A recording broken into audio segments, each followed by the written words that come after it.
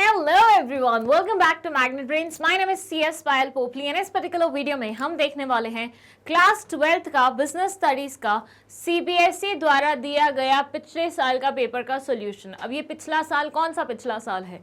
ये है 2018। 2018 में सीबीएसई ने जो पेपर दिया था हम यहाँ पे उसका सॉल्यूशन देखने वाले हैं। और जैसे कि आप सब जानते ही होंगे कि सीबीएसई कभी भी एक सेट में पेपर नहीं देता, वो हमेशा 3 सेट में पेपर देता है, राइट। तो सेट 1, सेट 2, सेट 3 ये क्यों किया जाता है? ताकि बच्चे चीटिंग ना करें। पहले नंबर वाले बच्चे को 1 नंबर का सेट देंगे, दूसरे नंबर वाले बच्चे को दूसरे नंबर का सेट देंगे, तीसरे वाले को तीसरे नंबर का और चौथे वाले को फर्स्ट वाला रिपीट किया जाता है। तो ऐसे 3 सेट्स बनाए जाते हैं ताकि चीटिंग को प्रमोट ना किया जा सके, उसे थोड़ा सा रोका जा सके। ओके, सो इसलिए हम तीनों ही सेट्स देखेंगे 2018 वाले 1 by 1। बट मैं एक जो खास बात है इसकी वो बता देती हूँ कि यूजुअली जो सेट्स होते हैं ना, जैसे 3 2 3, ठीक है। अब इसमें ना मेजॉरिटी ऑफ द क्वेश्चन वही होंगे जो सेट 1 में होंगे, बस उनका सीक्वेंस अलग होगा। सेम गोज फॉर थर्ड, इसमें भी मैक्सिमम वही क्वेश्चन होंगे जो सेट 1 में होंगे या सेट 2 में होंगे, बस सीक्वेंस ऊपर नीचे होगा। तो सेट 1 तो हम पूरा देखेंगे, लेकिन सेट 2 और 3 में हम सिर्फ वही क्वेश्चंस देखेंगे जो कि डिफरेंट नेचर के होंगे। ठीक है, आया इतना समझ? और हम कौन से सेट्स पढ़ रहे हैं? हम आउटसाइड दिल्ली वाले पढ़ रहे हैं, क्योंकि सीबीएसई दिल्ली वालों के लिए अलग पेपर निकालता है, बाहर वालों के लिए अलग पेपर निकालता है। क्योंकि हम बाहर वालों में से आते हैं, सो हम बाहर वाले पढ़ रहे हैं।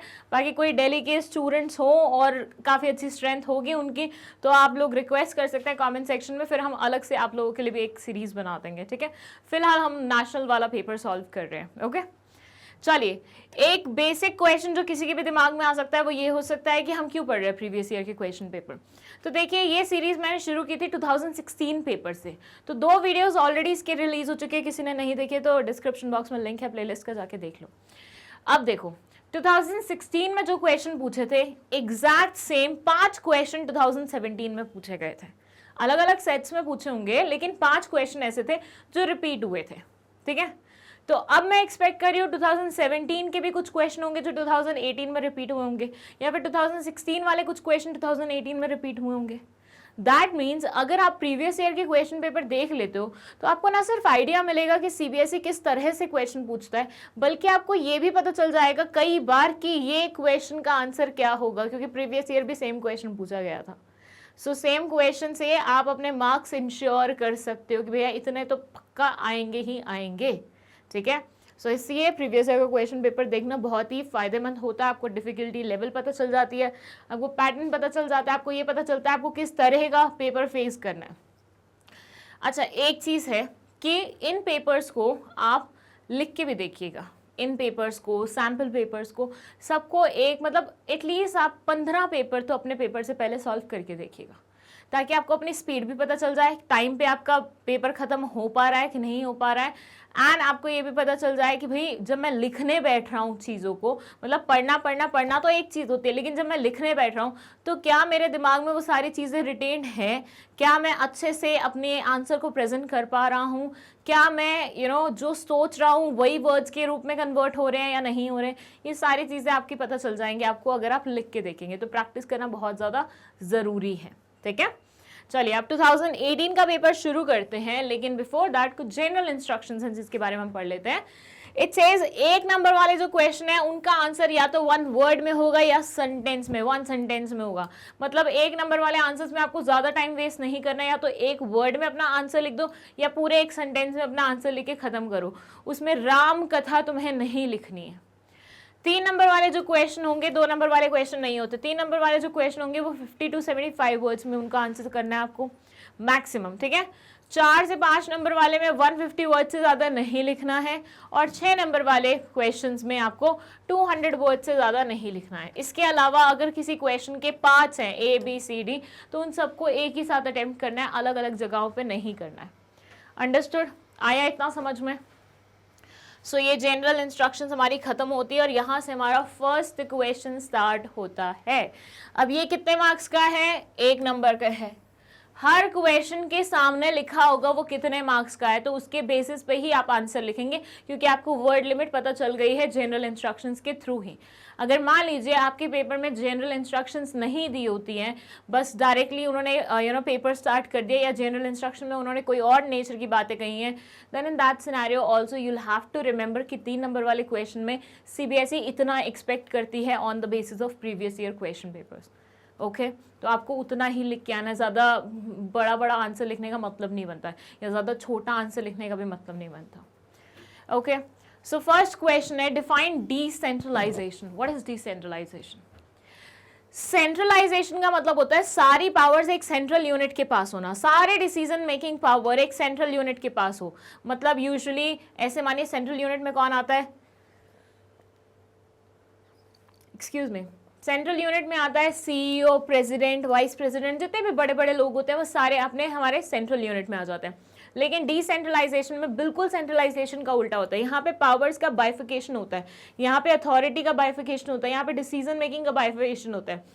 जितने भी लोग इन्वॉल्व होते हैं सबको थोड़ी थोड़ी पावर दी जाती है कि हाँ अपने लेवल की चीज़ें आप अपने आप सॉर्ट करिए, हर एक प्रॉब्लम को लेके हमारे पास मत आइए। ठीक है, तो डिसेंट्रलाइजेशन का मतलब है decentralization refers to systematic delegation of authority through all levels of the management and in all the departments except that which can be exercised only at central points. Decentralization का मतलब है systematic delegation करना authority का हर एक level of management पे। मतलब यहाँ पे आप क्या कर रहे हैं, delegate कर रहे हैं। किसका delegation हो रहा है? authority का। कहने का मतलब क्या हुआ, जो डिसीजन मेकिंग पावर आपके पास थी उसका कुछ हिस्सा तुम अपने से छोटे वालों को दे रहे हो, that's what we call delegation. Delegation हो रहा है डिफरेंट लेवल ऑफ मैनेजमेंट पे। मतलब पहले सारे के सारे काम तुम खुद देख रहे थे, अब तुमने डेलीगेट कर दिया, ये सारे लेवल अपने अपने डिपार्टमेंट्स के अपने लेवल की चीज़ों को खुद सॉर्ट करेंगे। Except that which can be exercise only at central points. सिर्फ उन पॉइंट्स को छोड़ दो जो कि सिर्फ सेंट्रली डील हो सकते हैं। जैसे मान लीजिए पूरी ऑर्गेनाइजेशन के लिए कोई पॉलिसी बनानी है, अब ये चीज़ तो अलग अलग लेवल वाले लोग नहीं कर सकते ना, ये तो सेंट्रल पॉइंट को ही करना पड़ेगा, सेंट्रल यूनिट को ही करना पड़ेगा, टॉप मोस्ट जो कंपनी के लोग होते हैं उन्हीं को ही करना पड़ेगा ना। तो डिसेंट्रलाइजेशन में सिर्फ उन चीज़ों को छोड़ के बाकी जितनी भी चीज़ें होती है वो क्या कर दी जाती है, डेलीगेट कर दी जाती हैं, ताकि दूसरे लोगों को भी मौका मिल जाए। ठीक है, अच्छा, बहुत ही बढ़िया डेफिनेशन है ये, 1 नंबर के अकॉर्डिंग बहुत बढ़िया है। तो सेम वे में भी आप लिख सकते हो, बस याद रखना तुम्हें ना वो नहीं करना, कॉपी पेस्ट नहीं करना, यहाँ से रट्टा मारा और वहाँ पे जाके एकदम छाप दिया, नहीं, समझो चीज़ों को और अपनी लैंग्वेज में लिखो। ओके, चलिए सेकेंड क्वेश्चन है give the meaning of method as a type of plan. हमने जितने भी अभी तक पेपर्स देखे हैं, टाइप जितने भी सेट्स होंगे, हमेशा टाइप्स ऑफ प्लान से एक क्वेश्चन तो आया ही आया है, समटाइम्स 1 नंबर में, समटाइम्स 3 नंबर में, समटाइम्स 4 नंबर में। तो यहाँ पे भी टाइप्स ऑफ प्लान से एक क्वेश्चन आया हुआ है कि मेथड का मतलब क्या होता है। हमें ये पता हो जाना चाहिए अभी तक कि बहुत इंपॉर्टेंट टॉपिक है, इससे हर बार क्वेश्चन आ ही रहा है, इससे आ रहा है, प्रोसेस से आ रहा है। तो ऐसे बहुत सारे टॉपिक्स हैं जिनसे हर बार क्वेश्चन पूछा गया है, उनको नोट करते जाओ साथ में। हाँ जी, मेथड क्या होता है? तरीका, किसी काम को करने का तरीका। So they say method is a prescribed way और manner in which a task has to be performed taking into consideration the objective of the organization. Method का मतलब क्या है? एक प्रिस्क्राइब्ड वे जिसमें एक पर्टिकुलर टास्क को कंप्लीट किया जाता है अपने ऑर्गेनाइजेशन के ऑब्जेक्टिव्स को ध्यान में रखते हुए। मतलब आपकी ऑर्गेनाइजेशन के क्या गोल्स हैं उनको ध्यान में रखते हुए किसी भी काम करने का तरीका क्या कहलाया जाता है? मेथड कहलाया जाता है। ठीक है, चलिए नेक्स्ट क्वेश्चन है question number 3। It says Saurabh decided to start a chocolates manufacturing business. He set the target of earning 10% profit on sales in the first year. ध्यान दीजिएगा हर लाइन पे। देखिए, केस स्टडीज को समझने का और उसको आंसर करने का सिर्फ एक ही तरीका है कि हर एक लाइन पे फोकस करो। यू नेवर नो आपका कौन से क्वेश्चन का आंसर कहां से निकल जाए। ठीक है, as a good businessman, he was concerned about the future of the business, which was uncertain. He gathered information that the demand for chocolates is increasing day by day. He used this information as the base for future planning and shared it with his team. On the basis of gathered information, he scheduled a meeting in the following week to find innovations innovative ways to achieve the objectives. List the first two steps which have been followed by Saurabh that are related to the process of one of the functions of management. अच्छा, ये आया है काम का question. मुझे ऐसे question ना बहुत पसंद है. रीजन बीइंग ना ये क्लैरिटी चेक करते हैं कि किसी स्टूडेंट को कॉन्सेप्ट की क्लैरिटी है कि नहीं है. ये रट्टेबाजी वाले क्वेश्चन नहीं है. केस बेस्ड क्वेश्चन तो वैसे भी रट्टेबाजी वाले नहीं होते, लेकिन कुछ केस बेस्ड क्वेश्चंस में ना बहुत स्ट्रेट अवे क्वेश्चंस पूछे जाते हैं. यहाँ पे ऐसा नहीं है. यहाँ पे आपको सोचना पड़ेगा और एक आंसर निकलेगा, उससे दूसरा आंसर तुम्हारा निकलेगा. ये लास्ट लाइन पढ़ रहे तुम, ये लास्ट लाइन बोल रही है उसकी प्रोसेस के 2 स्टेप्स बताइए, उस फंक्शन की प्रोसेस के 2 स्टेप्स बताइए जो कि यहाँ पे इन्वॉल्व है. तो पहले तो आपको यहाँ पे मैनेजमेंट का कौन से वाला फंक्शन इन्वॉल्व है उसके बारे में पता लगाना है. और एक बार तुम्हें फंक्शन क्लियर हो गया तो उसके 2 स्टेप्स तुम्हें बताने हैं जो कि यहाँ पे इस्तेमाल किए गए हैं. क्या समझे? पहले तो मैनेजमेंट के 5 फंक्शंस होते हैं, planning, organising, staffing, directing, controlling. इन 5 में से ये पहचानो कि कौन से वाले फंक्शन के बारे में यहाँ पे बात हुई है. उसके बाद उस फंक्शन की प्रोसेस के 2 स्टेप्स लिखने हैं. समझ रहे हो तुम कितना डीप में पूछा हुआ है और 1 नंबर का क्वेश्चन है. इतना दिमाग लगेगा तुम्हारा इस क्वेश्चन में. चलिए हिंदी कर ले एक बार इस केस स्टडी की. It says Saurabh decided to start a chocolates manufacturing business. Saurabh ने डिसाइड किया है कि वो चॉकलेट मैन्युफैक्चरिंग बिजनेस स्टार्ट करना चाहता है.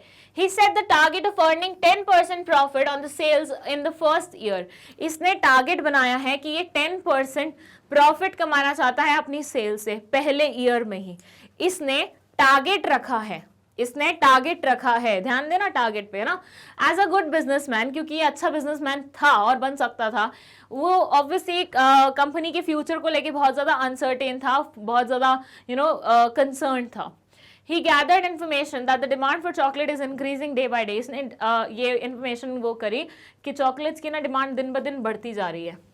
He used this information as a base for future planning. इसने फ्यूचर प्लानिंग के लिए इस इंफॉर्मेशन को बेस माना और शेयर किया अपनी टीम के साथ. मतलब इसने कुछ इंफॉर्मेशन गैदर करी और इसको बेस बना लिया है.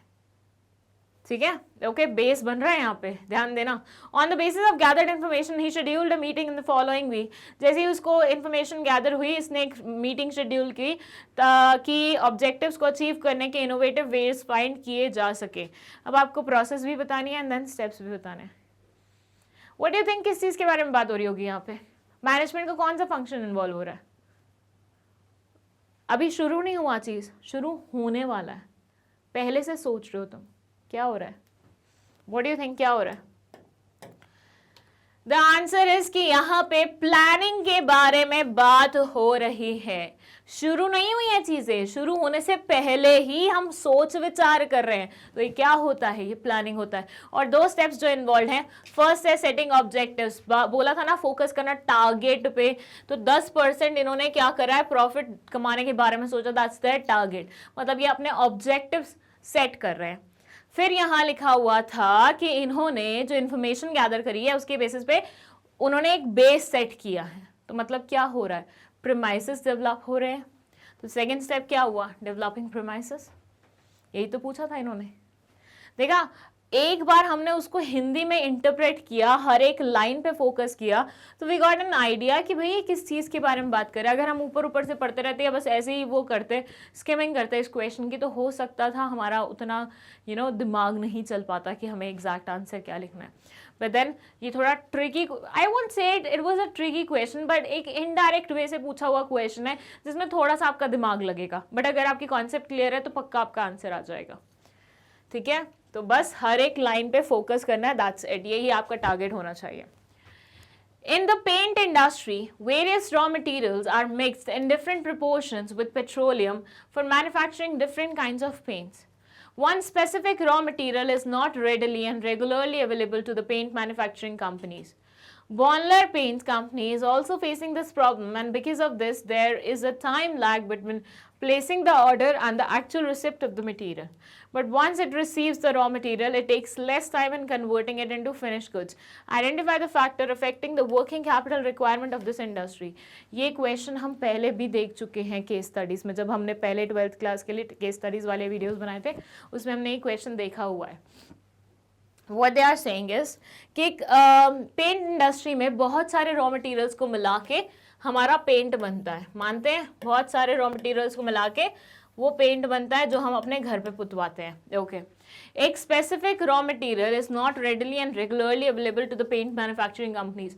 एक मतलब इन रॉ मटेरियल्स में से एक रॉ मटेरियल है जो कि रेडली और रेगुलरली अवेलेबल नहीं होता पेंट मैन्युफैक्चरिंग कंपनीज के लिए।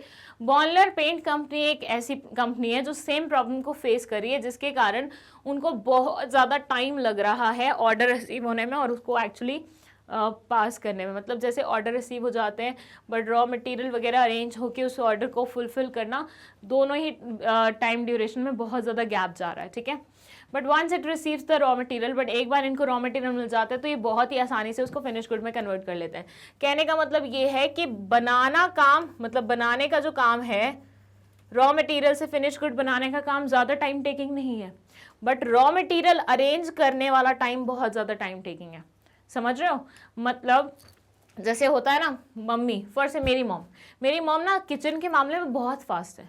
हमारे घर में 10-12 गेस्ट भी आ जाए ना, वो विद इन 1 आवर पूरा खाना तैयार कर देते, दैट टू टेस्टी, ठीक है।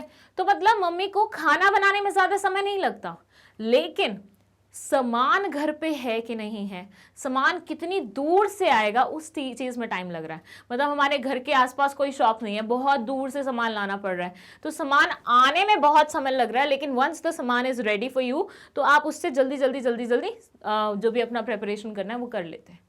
तो आपको गुड्स बनाने में ज़्यादा समय नहीं लग रहा, रॉ मटेरियल्स इकट्ठे करने में ज़्यादा समय लग रहा है। सो यहाँ आपको वो फैक्टर बताना है वर्किंग कैपिटल रिक्वायरमेंट का, जो कि वो है, मतलब जो कि इन्फ्लुएंस कर रहा है आपकी चीज़ों को। बताइए। अगेन बहुत सिंपल क्वेश्चन है, वर्किंग कैपिटल रिक्वायरमेंट के बारे में हमने पढ़ी हुई है चीज़ें, बहुत सारे फैक्टर्स पढ़े थे, यहाँ पे कौन से वाला फैक्टर इन्वॉल्व हो रहा है वो बताइए।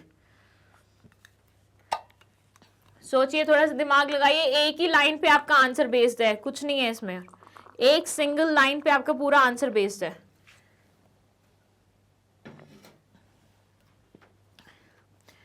And the answer is availability of raw materials, production cycle, nature of business।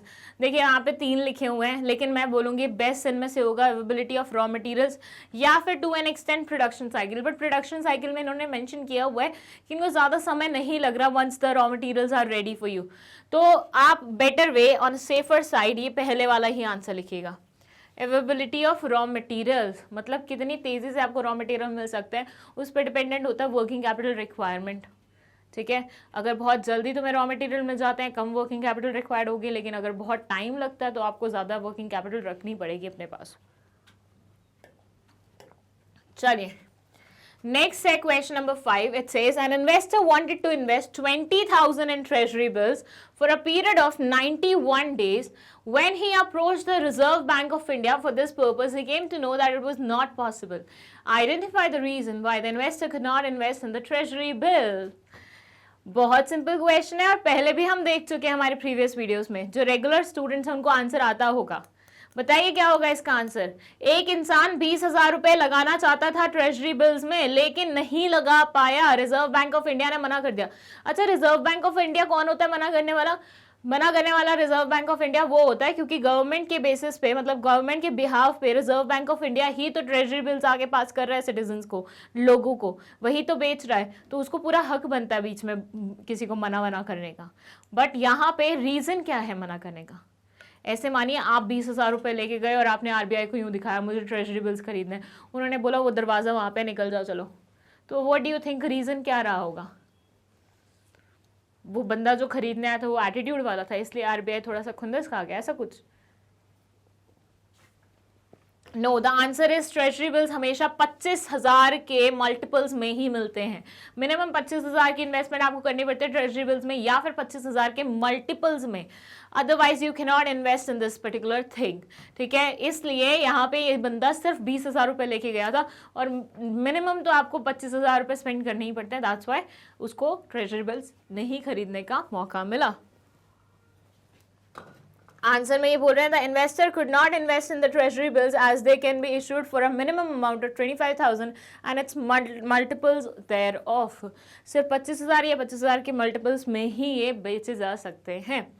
Okay, चलिए 6 क्वेश्चन है।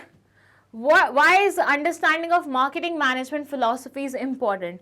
हमने अलग अलग मार्केटिंग मैनेजमेंट की फिलोसफीज पढ़ी थी, like marketing philosophy, societal, then there was the selling concept, production concept. तो ये सारी फिलोसफीज की अंडरस्टैंडिंग क्यों जरूरी है, ये है आपका 1 नंबर का क्वेश्चन. देखिए वैसे तो ये बहुत ही बड़ी चीज है, बट देन 1 नंबर में पूछी हुई है, तो आपके लिए मेन टास्क यहाँ पे होगा हाउ क्रिएटिव यू आर, और कैसे आप बड़े आंसर को छोटे उसमें कन्वर्ट कर सकते हैं. See, it says understanding of marketing management philosophies is important as it determines the emphasis or the weightage to be put on different factors in achieving the organizational goals. देखिए organizational goals आपको achieve करने हैं, पर वो किस तरीके से करना है, किन चीज़ पे ज़्यादा फोकस करना है, किस तरीके से आप अपने उस गोल को अचीव करेंगे, ये आपकी फिलॉसफीज पे डिपेंडेंट होता है. ठीक है, या फिर ये बोल रहे हैं understanding of marketing management philosophies is important to guide the marketing efforts of an organization whether to emphasise on the designing of the features और सेलिंग. सेम चीज है, इन अ डिफरेंट वे बोली गई है कि भैया आपको कौन से वाली चीज पे अपने ऑर्गेनाइजेशन में ज्यादा एम्फेसिस करना है, ज्यादा फोकस करना है, वो डिपेंड करता है आपकी मार्केटिंग मैनेजमेंट फिलोसफीज पे.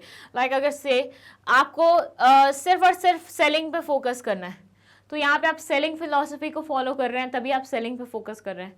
अगर आप सोसाइटी का वेलफेयर चाहते हैं, तो मतलब यहाँ पे आप सोसाइटल वाला फॉलो कर रहे हैं.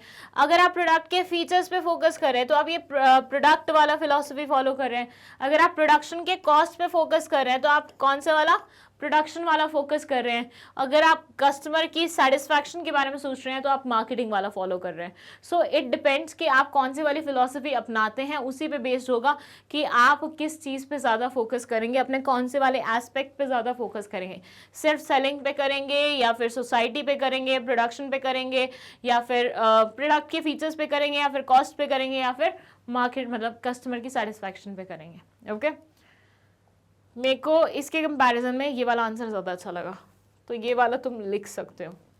ओके, ऊपर वाले से ज़्यादा अच्छा नीचे वाला लगा है. ओके, चलिए 7th क्वेश्चन है, give the constitution of the district consumer disputes redressal forum under the consumer protection act 1986. Now what do you mean by this word constitution? Are they talking about हमारा constitution of India? Are they talking about that law book जो हमारे लिए main है? बताइए. नहीं, ये constitution की बात करें कि कैसे कॉन्स्टिट्यूट होता है, किन किन लोगों से मिलके बनता है हमारा डिस्ट्रिक्ट फॉरम.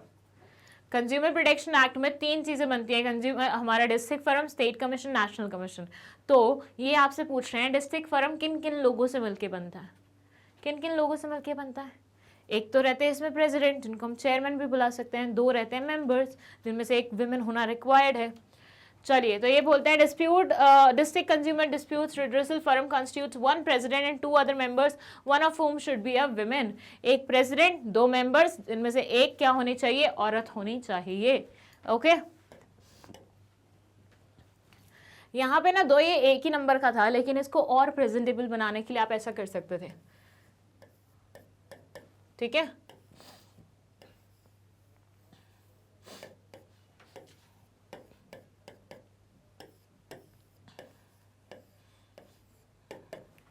क्या हुआ इसका मतलब? इसका मतलब हुआ कि ये हो गया हमारा प्रेसिडेंट, ये हो गई हमारी विमेन वाली मेंबर, और ये हो गया हमारा दूसरा मेंबर जो कि विमेन भी हो सकता है, मेन भी हो सकता है. ठीक है, ऐसा भी प्रेजेंट कर सकते थे, वो थोड़ा और देखने में खूबसूरत लगता और सामने वाला इंसान थोड़ा खुश हो जाता कुछ डिफरेंट देख के. कभी कभी imagine just reading a book without a picture, कितना बोरिंग हो जाता है ना आफ्टर अ वाइल. अपन मतलब अनलेस एंड अनटिल उसमें ऐसी चीज़ें लिखी हुई है कि आप खुद ही इमेजिन कर रहे हो कि ऐसा चीज़ हुआ होगा. जैसे हिस्ट्री की बुक होती है, ज्योग्राफी की बुक्स होती है, हमेशा वहाँ पे पिक्चर्स दी होती है ताकि आपकी एंगेजमेंट उसमें रहे. राइट, यहाँ पे अगर अपने आंसर शीट में आप लिखने के साथ कहीं कहीं थोड़ा सा कुछ ऐसे डायग्राम, कुछ ऐसे पिक्चर्स बना दोगे, तो सामने वाला भी खुश होकर आपके पेपर को चेक करेगा और उसको लगेगा कि बच्चे ने थोड़ी सी क्रिएटिविटी दिखाई है. क्रिएटिविटी के भी पॉइंट्स होते हैं बाय द वे, आपको पता है क्या, प्रोजेक्ट में तो स्पेशली. चलिए 8th क्वेश्चन है, buy 1 get 1 free is printed on the label of the package of a mosquito repellent, state the labelling function being performed by this statement. एक पे एक मुफ्त, एक खरीदिए एक मुफ्त ले जाइए, ऐसा छपा हुआ था एक लेबल पे मॉस्किटो रेपेलेंट पैकेज के। एंड आपको यहाँ पे लेबलिंग का फंक्शन परफॉर्म जो यहाँ पे हुआ है वो बताना, मतलब लेबलिंग बहुत सारे कारणों की वजह से की जाती है, तो यहाँ पे किस कारण की वजह से की गई है वो बताइए। यहाँ लेबलिंग क्या फंक्शन अपना पूरा कर रही है। Labelling function performed here is helps in promotion of the product. जैसे ही हम देखते हैं ना एक पे एक फ्री, एक पे एक फ्री, हम फट से उस प्रोडक्ट की तरफ जाते हैं, नो मैटर वो चीज़ सही भी है कि नहीं है, एक बार हमारा ध्यान जरूर जाता है उस चीज़ की तरफ, राइट। तो बस यही चीज़ है कि labelling function performed helps in production of promotion of the product. कहने का मतलब ये है कि प्रोडक्ट की प्रमोशन हो जाती है। प्रमोशन का मतलब क्या होता है, लोगों को हमारे प्रोडक्ट की तरफ अट्रैक्ट करना। नॉर्मल लैंग्वेज में प्रमोशन का मतलब क्या है, अपने प्रोडक्ट को इतना फेमस बनाना कि लोग बस खुद आए उसे लेने के लिए, राइट। तो अगर हम एक पे एक मुफ्त का ऐसा लेबल चिपका दे तो लोगों का ध्यान अट्रैक्ट होगा, फटाफट वो आएंगे, प्रमोशन भी तो हो रही है ना वे। तो यहाँ पे लेबलिंग कौन सा वाला फंक्शन अपना रहा है, मतलब पूरा कर रहा है promotion of product. Okay, 9th question है differentiate between formal and informal organisations on the basis of origin, authority, flow of communication. देखिए यहाँ पे आपसे डिफरेंसेस पूछे हैं लेकिन इन्होंने आपको बेसिस खुद से दिए। ऐसा कई बार वो कैरेक्टरिस्टिक्स में भी कर सकते हैं, एडवांटेजेस डिसएडवांटेजेस में भी कर सकते हैं कि प्लानिंग के बहुत सारे एडवांटेजेस हैं, एक्सप्लेन दीज 3, या कंट्रोलिंग के बहुत सारे डिसएडवांटेजेस हैं, एक्सप्लेन एनी 2, मतलब ये वाले 2, नॉट एनी 2, दीज 2। तो ऐसे में ना आपको सारे पॉइंट्स के ऊपर पकड़ होना बहुत ज़्यादा ज़रूरी है। जैसे यहाँ दे दिया, कायदे से देखा जाए तो फॉर्मल इनफॉर्मल वाला डायरेक्ट क्वेश्चन भी दे सकते थे, बट इन्होंने बोला नहीं, हमें स्पेसिफिकली इन बेसिस पे क्वेश्चन चाहिए, आपका आंसर चाहिए। आई मीन सो फॉर्मल और इनफॉर्मल ऑर्गेनाइजेशन को ऑरिजिन, अथॉरिटी और फ्लो ऑफ कम्युनिकेशन के बेसिस पे वो करना है। तो देखिए कैसे, पहले तो टेबल बनाएंगे आप, ठीक है, उसमें सबसे पहले लिखेंगे बेसिस, फिर formal organization, informal organization. Basis में ऑरिजिन में आएगा कि भैया ये डेलिबरेटली क्रिएट की जाती है, मैनेजमेंट एक्चुअली इसे क्रिएट करता है, क्योंकि ऑब्वियसली उन्हें पता है कि ऑर्गेनाइजेशन में जब लोग काम कर रहे हैं तो उन्हें आपस में वार्तालाप करना तो ज़रूरी होगा ही होगा, तो इसलिए बहुत ज़्यादा ज़रूरी है उनके बीच में एक फ्लो ऑफ कम्युनिकेशन मेंटेन कर दिया जाए, बना दिया जाए, ताकि वो उसी सिस्टमैटिक तरीके से चले। तो ये डेलिबरेटली क्रिएट किया जाता है, जबकि ये अपने आप हो जाता है। मैंने किसी से बात करी ऑफिस में आके, मुझे अच्छा लगा, मैंने रोज़ बात करना शुरू कर दिया। मेरी किसी से बात हुई लेकिन मुझे पसंद नहीं आया, मैंने छोड़ दिया। तो ये जो चीज़ है ये आउट ऑफ लाइक अपने आप आती है, वॉलंटरी होती है, मतलब जानबूझ के क्रिएट नहीं की जाती कि मैं घर से सोच के आई थी आज तो मुझे मैग्नेट ब्रेन्स में किसी को दोस्त बनाना है, नहीं, ऐसा नहीं किया जाता, राइट। अथॉरिटी में ही बोलते हैं authority arises on the basis of position of the management. यहाँ पे जो अथॉरिटी होती है किसी की भी उस पर्टिकुलर फ्लो में, वो उनके मैनेजमेंट के लेवल पे डिपेंडेंट होती है। यहाँ पे ऐसा कुछ नहीं होता। यहाँ पे अगर मान लीजिए कोई इंसान जूनियर भी है but he is a very good leader in a way कि वो दूसरों को अपने उससे इन्फ्लुएंस कर लेता है, तो वो उस इनफॉर्मल ऑर्गेनाइजेशन का इनफॉर्मल कम्युनिकेशन में सुपीरियर बन सकता है। So that does not depend upon the management का पोजिशन। फ्लो ऑफ कम्युनिकेशन यहाँ पे स्केलर चेन के थ्रू होती है, मतलब एक सिस्टमैटिक तरीका बना होता है, उसी के थ्रू पूरा आपका क्या होता है, कम्युनिकेशन होता है। यहाँ पे कोई भी कैसे मतलब किसी भी डायरेक्शन में बात करता है, जिसका जिससे मन करे वो उससे बात करना शुरू कर देता है, ठीक है। चलिए 10th क्वेश्चन है state the steps in the selection procedure after the employment interview and before the job offer. मैंने आपको बोला है बहुत बार पहले भी, फिर से बोल रही हूँ, प्रोसेस से रिलेटेड, मतलब पांचों जो फंक्शंस है मैनेजमेंट के, उनकी प्रोसेस से रिलेटेड जरूर क्वेश्चन आएगा, एक ना एक तो जरूर आएगा। यहाँ पे किससे रिलेटेड है, स्टाफिंग से रिलेटेड है। स्टाफिंग में भी रिक्रूटमेंट, सिलेक्शन प्रोसीजर, अलग अलग स्टेप्स होते हैं ना, तो सिलेक्शन प्रोसीजर में अपने आप एक प्रोसेस छुपी होती है। यहाँ आपको उसी प्रोसेस के बारे में बात करनी है, बट सारी नहीं बतानी है आपको, सिर्फ वो बतानी है जो कि एम्प्लॉयमेंट इंटरव्यू के बाद आती है और जॉब ऑफर के पहले आती है। मतलब सारे स्टेप्स में से ये जो दो पर्टिकुलर चीजें हैं ये आपको एक्सप्लेन करनी है। मतलब ये ऐसे मानिए ये दो चीजें के बीच में जितने स्टेप्स आते हैं ना, that you have to explain. अब ये 3 नंबर का क्वेश्चन है, पहले स्टेप्स गिनो कितने आते हैं, अगर स्टेप्स कम आ रहे हैं तो इन दोनों को भी एक्सप्लेन कर देना, अगर स्टेप्स वैसे ही ज़्यादा आ रहे हैं तो इन दोनों को एक्सप्लेन करने की जरूरत नहीं है, सिर्फ बीच वाले एक्सप्लेन कर देना। But on a safer side पूरा प्रोसेस का जो वो होता है ना वो ज़रूर बना देना। जैसे फ्लो चार्ट होता है ना कि इसके बाद ये आता है, इसके बाद ये आता है, वो बना देना ताकि सामने वाले को आइडिया रहे कि हाँ तुम्हें पता है कॉन्सेप्ट के बारे में। ठीक है, चलिए देख लेते हैं ये दोनों क्या बोलते हैं। It says steps in the selection procedure after the employment interview and before the job offer are reference and background checks। यहाँ पे आपका रेफरेंस मतलब किसने आपको रेफर किया है या आपका बैकग्राउंड क्या है, फर्स्ट से आप जिस कॉलेज से आए हैं वहाँ के प्रिंसिपल से आपके बारे में पूछ लेंगे, वहाँ के टीचर से आपके बारे में पूछ लेंगे, जिस इंसान का आपने रेफरेंस डाला हुआ है उसको कॉल करके पूछ लेंगे, आपके प्रीवियस एम्प्लॉयर को फ़ोन उठा के पूछ लेंगे कि भैया बताओ कैसा बंदा है, रखे कि नहीं रखे, सही है कि नहीं है। For the purpose of verifying the information and getting additional information, यहाँ पे वेरीफाई करने के लिए इन्फॉर्मेशन की जो भी आपने इन्फॉर्मेशन इस पर्टिकुलर इंस्टीट्यूट या ऑर्गेनाइजेशन में दी है क्या वो सही है कि नहीं है वो चेक करने के लिए, and at the same time additional information gain करने के लिए मतलब और वार्तालाप करने के लिए और तुम्हारे बारे में कुछ कुछ इन्फॉर्मेशन पाने के लिए ये किया जाता है। फिर है सिलेक्शन डिसीजन, यहाँ पे हम फाइनली मतलब सिलेक्ट करते हैं कि हाँ हमें ये बंदा चाहिए कि नहीं चाहिए। मतलब जितने भी हमने शॉर्टलिस्ट किए थे, जिनके इंटरव्यू कंडक्ट किए हैं, जिनसे सब कुछ हुआ है, सब कुछ किया है, उसके बाद हम उनमें से एक को पिक करेंगे फाइनल वाला। देन मेडिकल एग्जामिनेशन, एक बार इंसान को हाँ मतलब वो कर लिया, सेलेक्ट कर लिया, उसके बाद ये देखना भी तो ज़रूरी है कि भाई ये इंसान मेडिकली फिट है कि भी नहीं है। क्योंकि समटाइम्स ऐसा होता है ना कि कुछ लोग ऑफिस तो ज्वाइन कर लेते हैं लेकिन बाद में पता चलता है, मतलब थोड़े दिन के अंदर अंदर पता चलता है तो बीमार था, ये तो छुट्टी पे चला गया, 6 महीने की छुट्टी हो गई है इसकी। तो ऐसा नहीं होना चाहिए, मेडिकली आप फिट होने चाहिए उस पर्टिकुलर काम को करने के लिए। मेडिकल फिट होने का मतलब सिर्फ ये नहीं है कि physically you should be fit, mentally also you should be fit.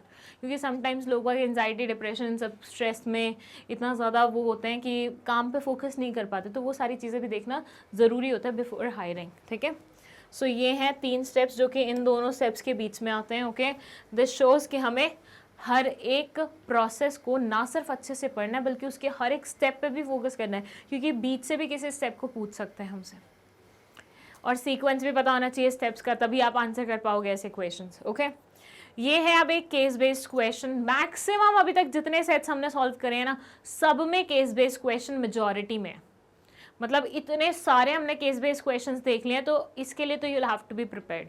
और इसके लिए मैंने हर चैप्टर के 20 केस स्टडीज बनाए हुए हैं। जिस भी स्टूडेंट नहीं देखे हैं कृपया करके प्लीज़ उससे देख लीजिए।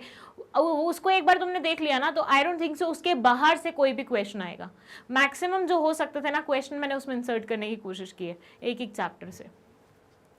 चलिए, संध्या is a successful manager at Mansions Enterprises. She has a team of 12 people working under her. She encourages them to set up their own objectives and take decisions. She respects their opinions and supports them so that they can perform their duties and accomplish organizational objectives. To manage and exercise effective control, she uses forces within the group. As an intelligent manager, at times she also makes use of positive aspects of the informal communication. This way, she is able to unify diverse interests and ensure the targets are met. There are many theories and styles of influencing people's behavior. Identify the style used by Sandhya, which is based on the use of authority. State the 2 positive aspects of the communication discussed above, which Sandhya is using as an intelligent manager.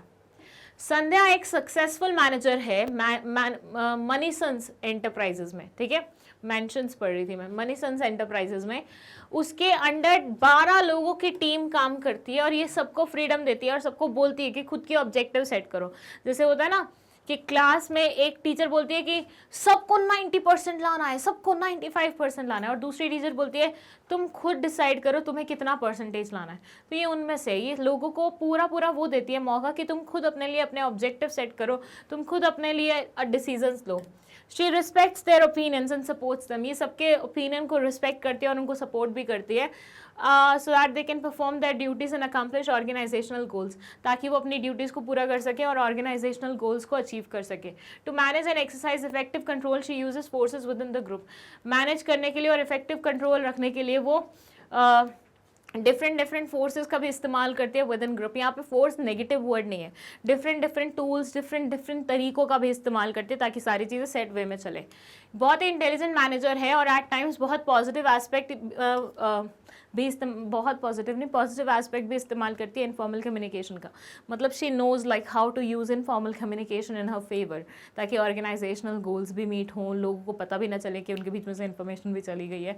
This way she is able to unify diverse interest and ensure the targets are met. इसके तरीके से वो diverse interest को एक साथ लेके चलती है और इंश्योर करती है टारगेट्स मेट हो रहे हैं। There are many theories and styles of influencing people's behavior. Identify the style used by Sandhya, which is based on the use of authority. बहुत सारे styles और theories हैं लोगों के behavior को influence करने के। आपको बताना है संध्या कौन से वाले style को follow कर रही है, ठीक है। यूज़ ऑफ अथॉरिटी को फॉलो करने के लिए 3 स्टाइल्स होते हैं। बताइए संध्या कौन से वाला फॉलो कर रही है। State 2 positive aspects, 2 positive aspects उस कम्युनिकेशन के जो कि ऊपर डिस्कस किया गया है। कौन से वाला किया गया है? Informal communication. देखा, क्वेश्चन में ही आंसर मिल गया, समझ रहे हो।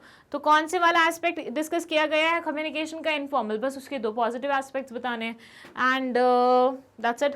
थ्योरी कौन सी है?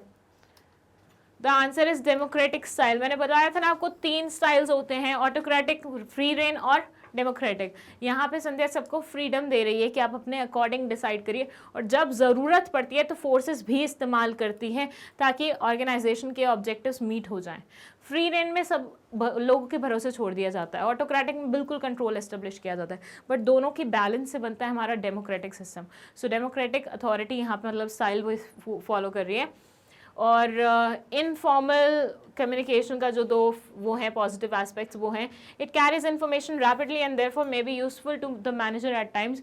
ये रैपिडली इन्फॉर्मेशन को कैरी करते हैं, फास्ट सप्लाई होती है इन्फॉर्मेशन की, तो ईजिली वो हो जाता है। It is use by manager to transmit information so as to know the reaction of his और हर सबऑर्डिनेट।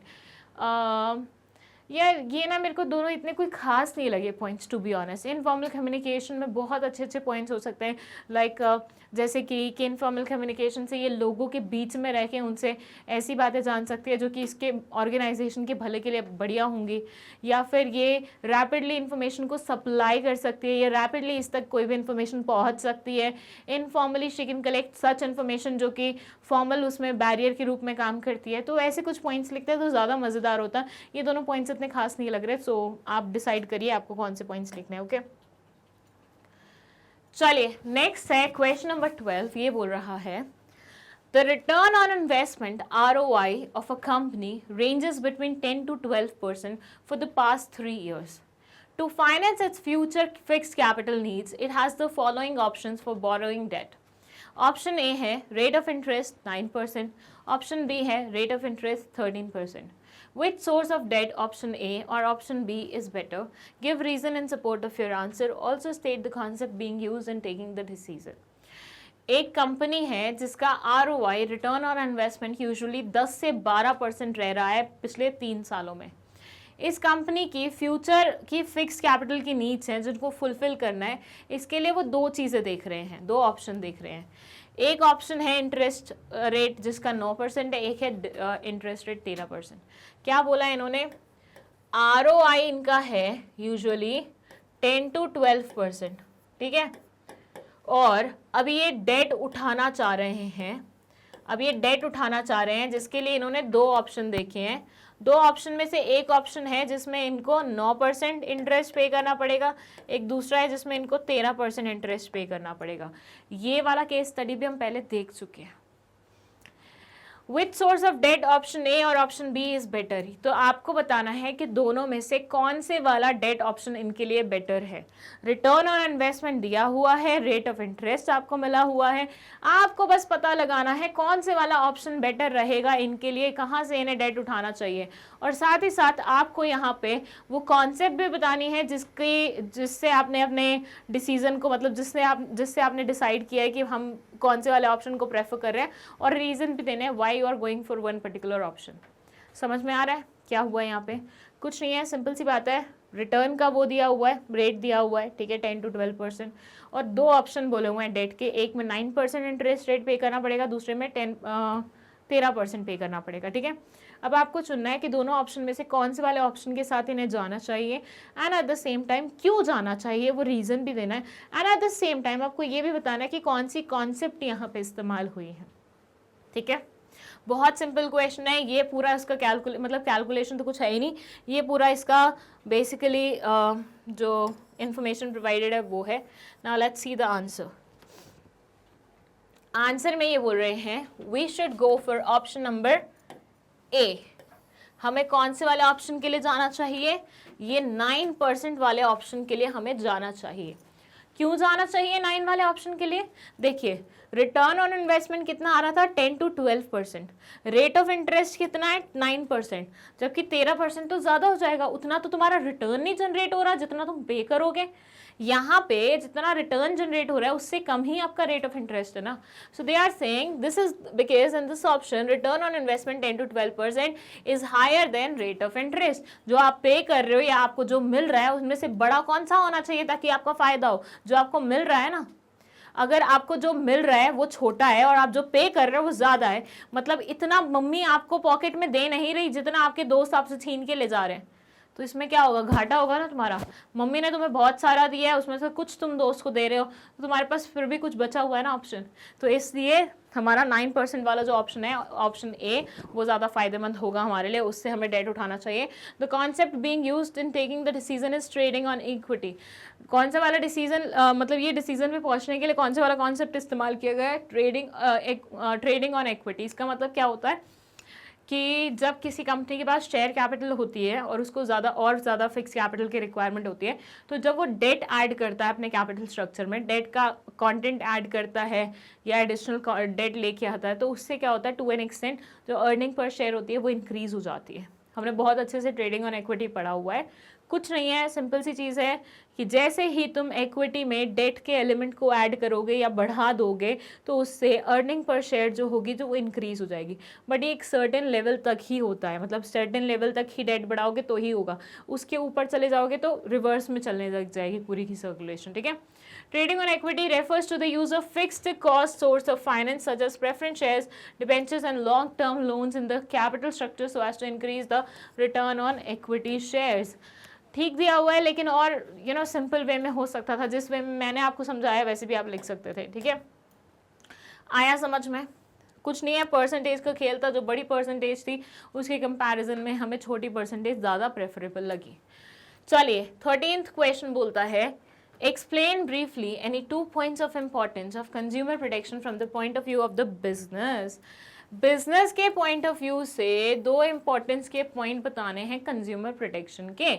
मतलब कोई भी बिजनेसमैन क्यों कंज्यूमर प्रोटेक्शन को प्रमोट करे, क्यों कंज्यूमर के इंटरेस्ट को प्रमोट करे, उसका क्या फ़ायदा है उसमें। ये क्वेश्चन रिपीट हुआ है।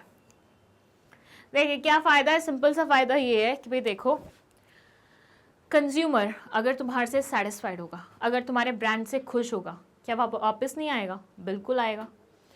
क्या वो 4 लोगों को और नहीं लेके आएगा? बिल्कुल आएगा। मैं मिंत्रा इस्तेमाल करती हूँ, ठीक है, तो मेरे आसपास जितने भी लोग हैं मैं उनके सामने मिंत्रा मिंत्रा मिंत्रा मिंत्रा करती रहती हूँ। There are literally so many friends of mine जिनको मैंने मिंत्रा की आदत लगा दी है। ठीक है, 2 ये गलत बात है, बट देन वो पहले मार्केट जाके करते थे, अब मार्केट में सेम प्रोडक्ट सबके पास आने लग गया, तो मैंने उनको फिर मिंत्रा का वो किया कि नहीं, मिंत्रा पे you will find something amazing this and that.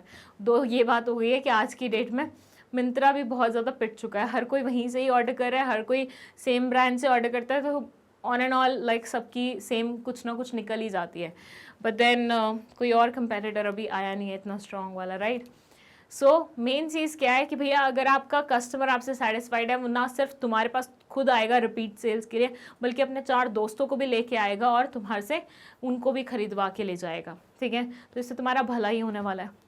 अगर तुम कस्टमर को सेटिस्फाइड रखोगे तो तुम्हारा गुडविल अच्छा चलेगा, गुडविल अच्छा चलेगा तो और सेल्स होंगी, और सेल्स होंगी तो और प्रॉफिट होएगा, और प्रॉफिट होएगा तो तुम और बड़े बनोगे, और बड़े बनोगे तो हो सकता है तुम डाइवर्सिफिकेशन के पीछे चले जाओ, तुम्हारा बिजनेस एक्सपैंड करेगा। 100 चीज़ें होती हैं, तो बिजनेस के पॉइंट ऑफ व्यू से भी काफ़ी बढ़िया है। इनमें 2 लिखने हैं पॉइंट्स, 3 नंबर का क्वेश्चन है, 1.5 नंबर का 1 पॉइंट होगा, तो अच्छे से आपको एग्जाम्पल दे के लिखना है हर एक पॉइंट को जो भी आप लिखेंगे। ठीक है, long term interest of business, business के लॉन्ग टर्म इंटरेस्ट के लिए अच्छा है, क्योंकि बिजनेस को ऑब्वियसली लंबे समय के लिए चलना है, तो उसको कहीं ना कहीं कस्टमर्स को सेटिस्फाइड रखना पड़ेगा। बिजनेस यूजेस सोसाइटीज रिसोर्सेज, भैया हर एक बिजनेस सोसाइटी के ही रिसोर्सेज को इस्तेमाल करके आगे बढ़ता है, वो कहीं ना कहीं लाइफ मतलब तरक्की पाता है, तो कहीं ना कहीं उसका थोड़ा सा ऑब्लिगेशन भी बनता है towards the society. Social responsibility, आजकल तो CSR के नाम पे कंपल्सरी सोशल रिस्पॉन्सिबिलिटी आपको पूरी करनी पड़ती है, तो वो चीज़ भी है एक। मॉरल जस्टिफिकेशन, भैया तुम्हारा क्या बोलते हैं ईमान, वो नहीं, तुम्हारा क्या बोलते हैं वो अंदर वाला कि अगर तुम किसी के साथ कुछ गलत करते हो तो तुम्हारे अंदर एक वो रहता है गिल्टी इंटेंशन, नहीं guilty, I don't know something like that, तो वो आपको गिल्ट ना आए इसलिए भी ज़रूरी है कि आप लोगों के साथ कुछ वो ना करो। गवर्नमेंट इंटरवेंशन, कहने का मतलब है कि भाई अगर गवर्नमेंट तुम्हारे बिजनेस के बारे में कुछ भी उल्टा सुनेगी तो हो सकता है तुम्हारे यहाँ पे रेट वेट डाल दे, और हो सकता है तुम्हारे काम में इंटरफेयर करे कि ये मत करो, ऐसा मत करो, ये मत करो, वो मत करो। किसी को भी पसंद नहीं होता अपने काम में किसी की भी इंटरफेरेंस, स्पेशली गवर्नमेंट की तो बिल्कुल पसंद नहीं आएगी। सो अगर आप नहीं चाहते गवर्नमेंट तुम्हारे काम में इंटरवीन करे, इसलिए बेटर है सिस्टमैटिक तरीके से चलो, लोगों को खुश करते हुए चलो, ताकि गवर्नमेंट को भी मौका ना मिले। ठीक है, तो इन पांचों में से कोई भी 2 पॉइंट्स आप लिख सकते हैं, explanation and at the same time example के साथ। मैंने हमेशा बोला है 3 मार्क्स वाले क्वेश्चन में 3 पॉइंट्स लिख के आया करिए, एक एक नंबर का हर एक पॉइंट हो जाएगा, क्योंकि यहाँ पे क्वेश्चन में इन्होंने स्पेसिफिकली दे दिया कि 2 ही पॉइंट्स लिखने हैं, इसलिए तुमने यहाँ पे 2 पॉइंट्स लिखे, लेकिन उनका एक्सप्लेनेशन तुमने थोड़ा सा लेंथी कर दिया कि हर एक पॉइंट तुम्हें 1.5 नंबर दिलवा दे। अब ये करने के लिए ना सिर्फ आपको एक्सप्लेनेशन देनी होगी, मतलब आपको अपना आंसर कैसे लिखना होगा, हेडिंग लिखनी होगी पहले, फिर उसकी एक्सप्लेनेशन देनी होगी, फिर यहाँ लिखना होगा फॉर एग्जाम्पल, ठीक है, and then you have to explain the example too. इस तरीके से लिखोगे तो पूरे पूरे मार्क्स मिलेंगे। अंडरस्टूड? चलिए चलते हैं हमारे नेक्स्ट क्वेश्चन पे, दैट इज 14th क्वेश्चन। लंबा क्वेश्चन है ये थोड़ा सा। Aradhana and Gandharv are heads of 2 different departments in Yumco Limited. They are efficient managers and are able to motivate the employees of their respective departments to improve performance. However, their drive to excel in their own sphere of activity instead of giving emphasis on the objectives of the enterprise has hindered the interaction between the departments that Aradhana and Gandharv are heading. Often there are interdepartmental conflicts and they have become incompatible. This has proved to be harmful in the fulfillment of the organizational objectives. The situation has deteriorated to such an extent that the CEO of Yumco Limited has hired a consultant, Rashmi, to resolve the problem. After studying the situation closely, Rashmi found that the problem has arisen due to inflexibility and a narrow perspective on the part of both. She is of the view that this situation is a result of type of organizational structure Yumco Limited has adopted. From the above information, identify the organizational structure adopted by Yumco Limited and state any 3 advantages of the structure so identified. Okay, so basically what they are saying is कि 2 लोग हैं, ठीक है, Yumco Limited में, और ये दोनों ही क्या है, डिपार्टमेंटल हेड्स हैं। ठीक है, ये एक डिपार्टमेंट को संभाल रहा है तो ये दूसरे डिपार्टमेंट को संभाल रहा है। अब दोनों ही ना एक दूसरे से बढ़ चढ़ के अपने आप को दिखाना चाहते हैं। उसका नतीजा ये हो रहा है कि ऑर्गेनाइजेशन के ऑब्जेक्टिव साइडलाइन हो रहे हैं। मतलब ये इससे बेटर बनना चाहता है, ये इससे बेटर बनना चाहता है, तो एक दूसरे से बातचीत तो बिल्कुल नहीं करते। कोल्ड वॉर चल रहा है इनके बीच में, जिसके चलते हुए इंटर डिपार्टमेंटल कॉन्फ्लिक्ट्स भी होते हैं और eight the same time overall objectives पे फोकस ही नहीं जा रहा है ऑर्गेनाइजेशन के। वो अपने आप को अच्छा प्रूव करने में लगा हुआ है, वो अपने आप को अच्छा प्रूव करने में लगी हुई है। सो इसके चलते हुए दोनों ही ऑर्गेनाइजेशन के जो भी ऑब्जेक्टिव्स उन पे फोकस नहीं कर पा रहे हैं। तो सीईओ तक बात पहुंची तो उसने एक कंसल्टेंट हायर किया रश्मि नाम का कि भैया देखो इनके बीच में क्या प्रॉब्लम चल रही है, क्यों मेरे ऑर्गेनाइजेशन के गोल कंप्लीट नहीं हो पा रहे हैं, देखो कैसे सॉर्ट हो सकते हैं चीज़ें। तो रश्मि ने बोला कि सारी चीज़ की फसाद की जड़ ना ऑर्गेनाइजेशनल स्ट्रक्चर है। यूमको लिमिटेड में जिस तरह का ऑर्गेनाइजेशनल स्ट्रक्चर है उसके चलते हुए ये इनफ्लेक्सिबिलिटी आ रही है, जिसकी वजह से ये प्रॉब्लम क्रिएट हो रही है। ठीक है, ये प्रॉब्लम क्रिएट किसकी वजह से हो रही है, ऑर्गेनाइजेशनल स्ट्रक्चर की वजह से क्रिएट हो रही है। यहाँ पे अब जो क्वेश्चन आपसे पूछा हुआ है वो ये है, from the above information identify the organisational structure. यूमको लिमिटेड की जो ऑर्गेनाइजेशनल स्ट्रक्चर को हम इतना ब्लेम कर रहे हैं, आपको बताना है कि कौन सी वाली एग्जैक्टली स्ट्रक्चर यहाँ पे फॉलो हो रही है। मतलब आपको आइडेंटिफाई करना है ऑर्गेनाइजेशनल स्ट्रक्चर को और 3 ऑब्जेक्टिव्स भी एडवांटेजेस भी बताने हैं। तो यहाँ पे वो प्रॉब्लम का काम कर रही है, लेकिन उसके 3 advantages you have to tell. क्या समझे? ये समझे कि जो ऑर्गेनाइजेशनल स्ट्रक्चर यहाँ पे फॉलो की जा रही है उसके बारे में आपको बताना है, and at the same time दो यहाँ पे वो प्रॉब्लम क्रिएट कर रही है, उसकी वजह से ये इनफ्लेक्सिबिलिटी हो रही है, लेकिन आपको उसके 3 एडवांटेजेस बताने हैं। अब ऐसे क्वेश्चन में ना कई बार दिमाग नहीं चलता, तो यूँ लगता है कि अरे यार ये तो बुरी चीज़ हो रही है इस मतलब इस पर्टिकुलर केस स्टडी के अकॉर्डिंग, फिर 3 एडवांटेजेस क्यों पूछेंगे, कुछ गलत तो नहीं लिखा हुआ, कुछ ये तो नहीं है, वो तो नहीं है, बच्चा 100 चीज़ों में अड़ जाता है। ऐसा नहीं करना है, क्वेश्चन को केयरफुली पढ़ना है, जो पूछा हुआ है हम उतना ही बताएंगे, ठीक है। So the answer is functional structure यहाँ पे फॉलो की हुई है। फंक्शंस के बेसिस पे जो कैटेगराइजेशन है, जो हमारी डिवीजन है वो की हुई है। जैसे कि यहाँ पे लिखा हुआ है 2 डिफरेंट डिपार्टमेंट्स के हेड्स थे और दोनों ही एफिशिएंट है और अपने अपने रिस्पेक्टिव डिपार्टमेंट को संभाल रहे हैं, ठीक है। तो यहाँ पे हमने फंक्शनल स्ट्रक्चर फॉलो किया हुआ है क्योंकि प्रोडक्ट का कहीं पे भी मेंशन नहीं किया हुआ है यहाँ पे, ठीक है। अब 2 एडवांटेजेस इसके, 3 या 2, 3 एडवांटेजेस, 3 एडवांटेजेस बताने हैं। 4 नंबर का क्वेश्चन है, मतलब 1 नंबर तो आपको फंक्शनल स्ट्रक्चर गैस करने का मिल जाएगा, बाकी के 3 नंबर आपको मिलेंगे एडवांटेजेस को वो करने में। अब एडवांटेजेस को एज इट इज तुम्हें नहीं लिखना है, तुम्हें इसको थोड़ा सा एक्सप्लेन करके लिखना है, क्योंकि हर एक पॉइंट का 1 नंबर मिलने वाला है तुम्हें। तो इतना सा अगर तुम पॉइंट लिखोगे तो एक पूरा नंबर नहीं मिल पाएगा तुम्हें। You need to understand this. It leads to occupational specialization since emphasis is placed on the specific functions. Occupational specialization आती है इससे क्योंकि ये specific functions पे emphasize करती है। ये control और coordination promote करती है एक department के अंदर, क्योंकि similar task को एक साथ perform किया जाता है। Managerial और operational efficiency आती है, reduce करती है cost को, duplication of efforts को, training employees की थोड़ी सी easy हो जाती है, limited range of skills के अंदर different functions get due attention, अलग अलग फंक्शन को अपना प्रॉपर अटेंशन मिल जाता है, ठीक है। चलिए 15th question.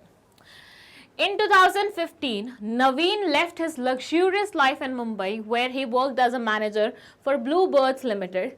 He shifted to Begumpur, Chhattisgarh, to fulfill his grandmother's dream of converting their 25-acre ancestral land into fertile farm.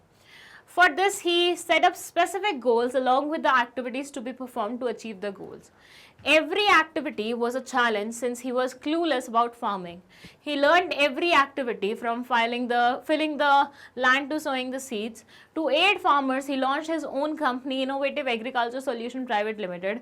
It was difficult initially as no one trusted an urban youth telling farmers about farming, but when everything was discussed in detail, the farmers started taking interest.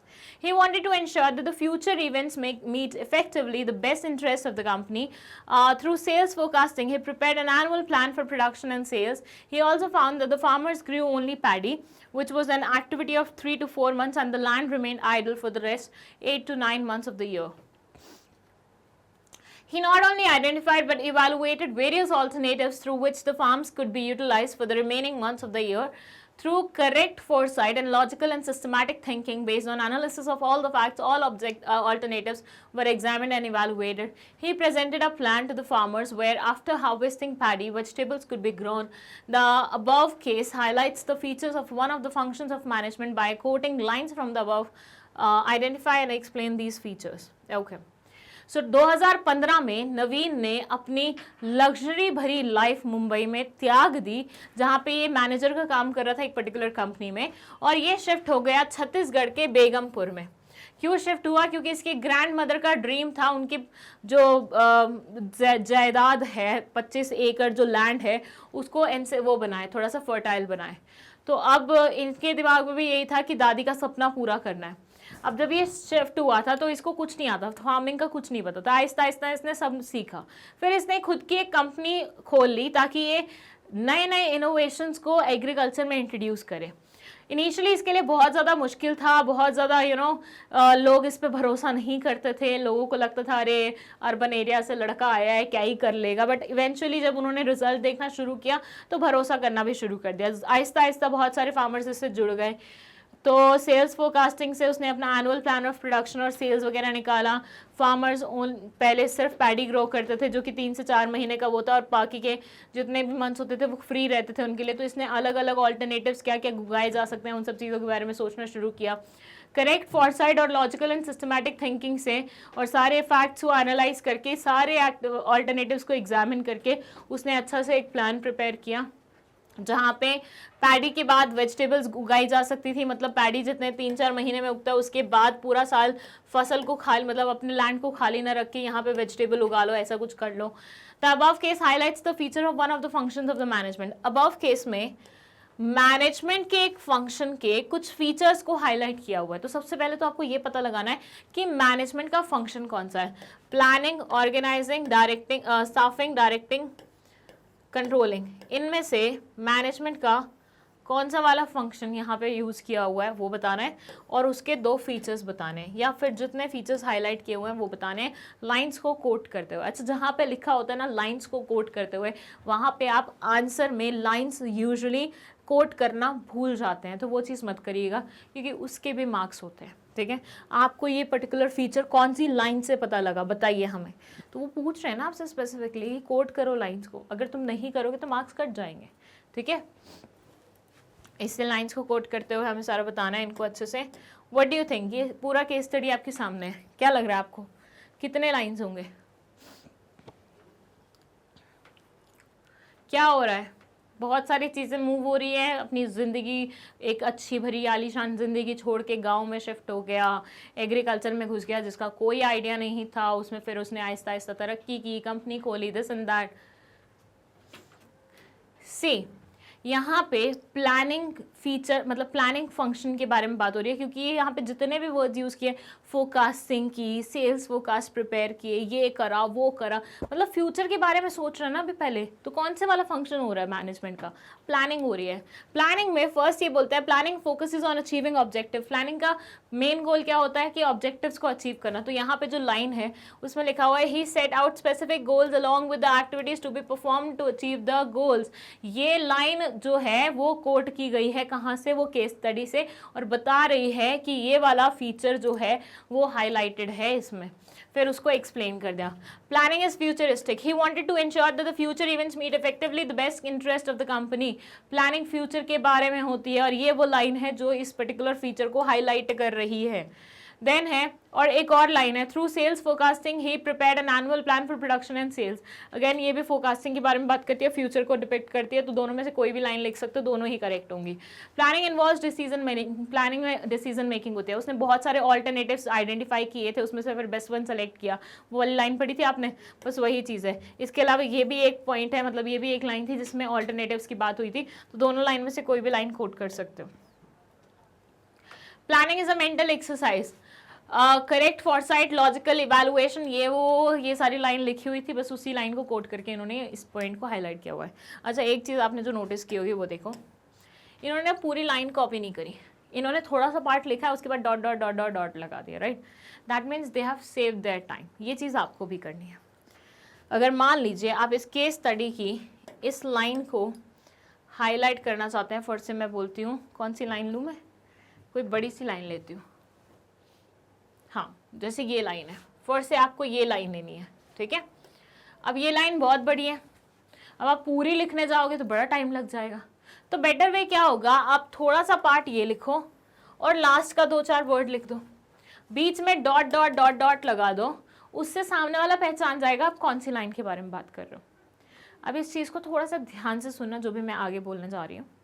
मैंने क्या बोला कि lines coat करनी है, तो ज़रूरी नहीं है पूरी लाइंस तुम वापस से लिखोगे, क्योंकि वो टाइम वेस्टेज हो जाएगा तुम्हारे लिए। अगर बहुत बड़ी लाइन है, you can write initial first कुछ मतलब एक फ्रेज ले लेना और लास्ट का कुछ वर्ड्स ले लेना, और बीच में डॉट्स लगा देना, जिससे तुम्हारी बात क्लियर हो जाए कि भैया ये वाली लाइन तुमने पिक की है। अब यहाँ जो बच्चे गलती करते हैं वो क्या करते हैं, फर्स्ट से ये सेंटेंस शुरू हो रहा है इन से, और ये सेंटेंस ख़त्म हो रहा है फार्म पे।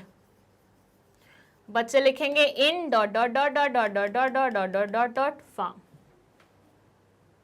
अब मेरे को ये बताओ, ये वाली लाइन कहाँ से पता चल रही है कि पहली लाइन है? बताओ कहाँ से पता चल रही है? ये नहीं करना कि सिर्फ पहले का एक वर्ड लिख दिया, लास्ट का एक वर्ड लिख दिया और हमारा काम खत्म हो गया। एवरी लिख दिया, उसके बाद सीड्स लिख दिया, भैया मैंने तो ये वाली लाइन के बारे में बात करी। अरे व्हाट इज दिस, पता तो चले कौन सी लाइन एग्जैक्टली तुम बोल रहे हो। तो मिनिमम तुम्हें 5-6 वर्ड्स लिखना जरूरी है ताकि लाइन पे थोड़ा सा नजर चली जाए, ठीक है। ये मत करके आना प्लीज, ये ज्यादा शान पट्टी जो दिखाते हैं ना बच्चे, प्लीज मत करना, ये चीज नहीं फायदेमंद, मार्क्स कट जाएंगे बिना मतलब के तुम्हारे। ओके सो ये कुछ फीचर्स हैं जिनके बारे में बात हुई है यहाँ पे।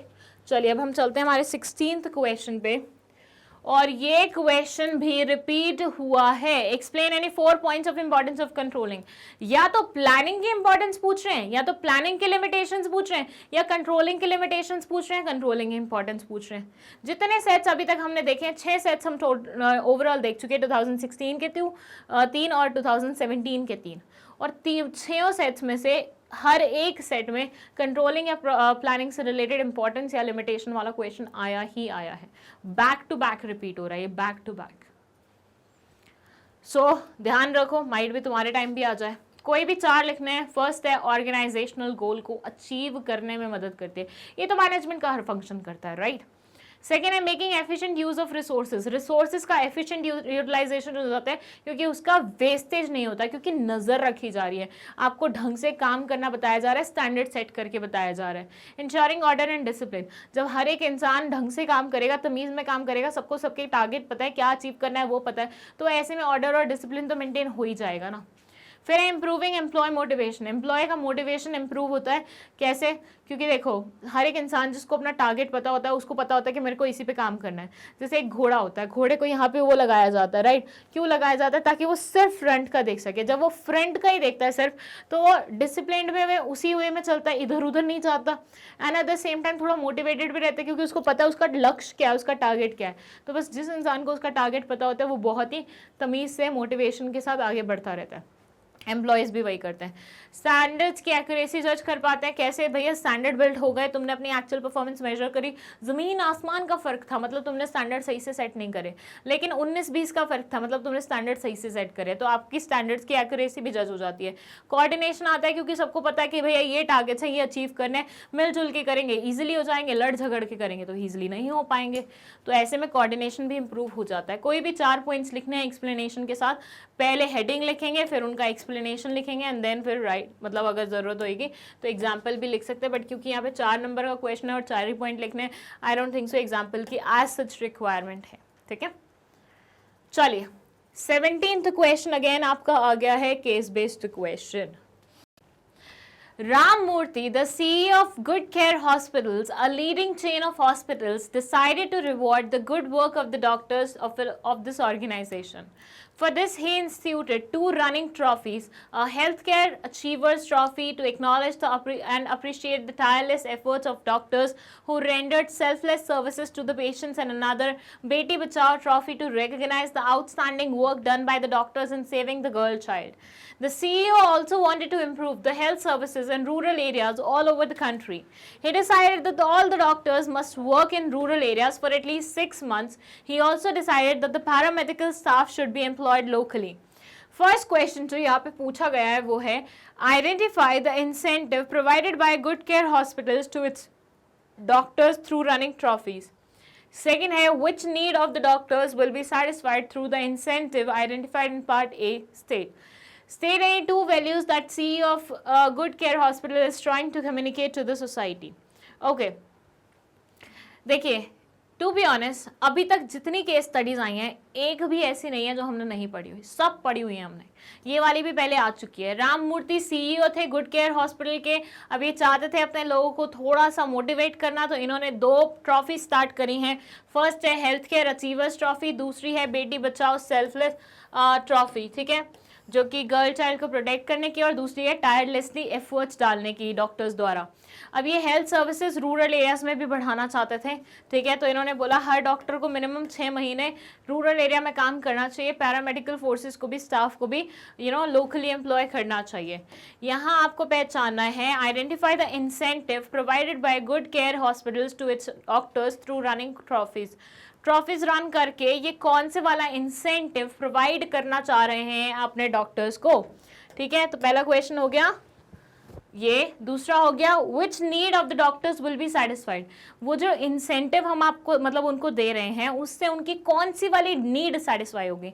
मोटिवेशनल उसमें हायरार्की पढ़ी थी आपने, you remember Maslow need hierarchy theory, उसमें क्या था, उसमें एक पूरी सीरीज थी कि भैया हाँ ये पूरा हो जाए, ये पूरा हो जाए तो ये पूरे पे आ जाते हैं, इस पे आ जाते हैं, तो वहाँ पे आपकी एक नीड सेटिस्फाई हो रही है थ्रू दिस इंसेंटिव, वो कौन सी नीड है वो स्टेट करना है। और दो वैल्यूज जो कि सीईओ डेडिकेट करना चाहता है, एक तो रूरल वाला आ जाएगा, बेटी बचाओ में गर्ल चाइल्ड के लिए जो आपका कंसर्न है वो आ जाएगा, डॉक्टर्स को मतलब कैसे सेल्फलेसली वो कर रहे हैं तो उनको इंसेंटिव देने वाली चीज़ आ जाएगी, that you are keeping this thing in your mind, society का भला कर रहे हो। सो फर्स्ट है एम्प्लॉय रिकग्निशन, कोई भी ट्रॉफी कोई भी ऐसा चीज़ दे के हम सामने वाले इंसान को रिकग्नाइज कराते हैं कि भैया देखो दूसरों में तुम्हारी कितनी इज्जत है, देखो तुमने कितना कुछ किया है, दूसरों से कैसे तुम अलग हो, तो रिकग्निशन, इससे उसकी एस्टीम नीड सेटिस्फाई होगी। जो अलग अलग नीड्स होती हैं उसमें हमारी एक आती है एस्टीम नीड, जिसमें बेसिकली इंसान अपने अहम को सेटिस्फाई करने के बारे में सोचता है, अहम नहीं, अहम won't be the right word, अपनी सेल्फ एस्टीम को सेटिस्फाई करने के बारे में सोचता है, सेल्फ रिस्पेक्ट को सेटिस्फाई करने के बारे में सोचता है, वो पूरी हो रही है। और वैल्यूज जो यहाँ पे ये बताना चाह रहे हैं वो है concern for health, concern for hygiene, creation of employment and opportunity, good behaviour in human interaction. Rural area के टू वर्ड्स आपका dedication, that's also like 1 point हो, चाहे तो लिख सकते हैं। Fulfilling social responsibility, development of rural area, saving the girl child, जो points मैंने बताए थे वही लिखे हुए हैं, जो आपको बेटर लगे, मतलब मेरा कहना ये रहेगा ये वाला और ये वाला तो डायरेक्ट लिखा ही हुआ है, तो ये दोनों तो आप आराम से पिक कर सकते हो, बाकी अगर आपको कोई और ठीक लगे तो वो लिख सकते हो। चलिए 18th क्वेश्चन है, सेबी के प्रोटेक्टिव फंक्शंस को आपको यहाँ पे एक्सप्लेन करना है। State the protective functions of securities and exchange board of India, SEBI के प्रोटेक्टिव फंक्शंस को स्टेट करिए। आंसर है protective functions of SEBI, first है it prohibits fraudulent and unfair trade practices like misleading statements, manipulation, price rigging, ये unfair trade practices को रोकने का काम करता है। It controls insider trading and imposes penalties for such practices. I hope आपको insider trading का मतलब पता है, मतलब अंदर की ऐसी खबर जिससे शेयर के प्राइजेस हिल सकते हैं, ऐसी खबर को इस्तेमाल करके शेयर्स खरीदना या बेचना, इसको बोलते हैं इनसाइडर ट्रेडिंग। मतलब खुफिया खबर के चलते हुए आपने ट्रेडिंग करी है जिससे आपका फायदा हो रहा है, okay, that is called insider trading, और ये चीज़ सही नहीं है, सो ये भी रोकने का काम करता है SEBI. It undertake steps for investors protection, ये बहुत सारे ऐसे स्टेप्स लेता है जो कि इन्वेस्टर की प्रोटेक्शन के बारे में बात करते हैं। It promotes fair practices and code of conduct in securities market, ये फेयर प्रैक्टिसेस को प्रमोट करता है और code of conduct securities market में लाने की कोशिश करता है और लाता भी है टाइम्स, ठीक है। तो ये कुछ फंक्शंस है, बट देन इतने से क्या आपको 4 नंबर मिल जाएंगे, मतलब इतना सा लिखने से क्या आपको 4 नंबर मिल जाएंगे? द आंसर इज नो, नहीं मिलेंगे। आपको इन्हें थोड़ा बहुत एक्सप्लेन भी करना होगा, जैसे मैंने पॉइंट पढ़ा और फिर आपको हिंदी में एक्सप्लेनेशन देना, बिल्कुल वैसे ही आपको इनके पहले प्रोहिबिट्स फ्रॉडुलेंट प्रैक्टिसेस, ऐसा एक टैग वो बना के हेडिंग बना के उसमें फिर एक्सप्लेनेशन में अच्छा सा लिखना होगा, 2-2 3-3 लाइन तो मिनिमम लिखनी होगी, ओके। चलिए नेक्स्ट है क्वेश्चन नंबर 19, ये बोलता है Sumit purchase an ISI marked washing machine of a famous brand MG from TG Electronics Limited. The shopkeeper asked him to wait for 2 days for installation of the machine. His friend Vivek was very fond of experimenting with new electronic products. He told Sumit that there is no need to wait for the company's representative to install the machine and that he could do it.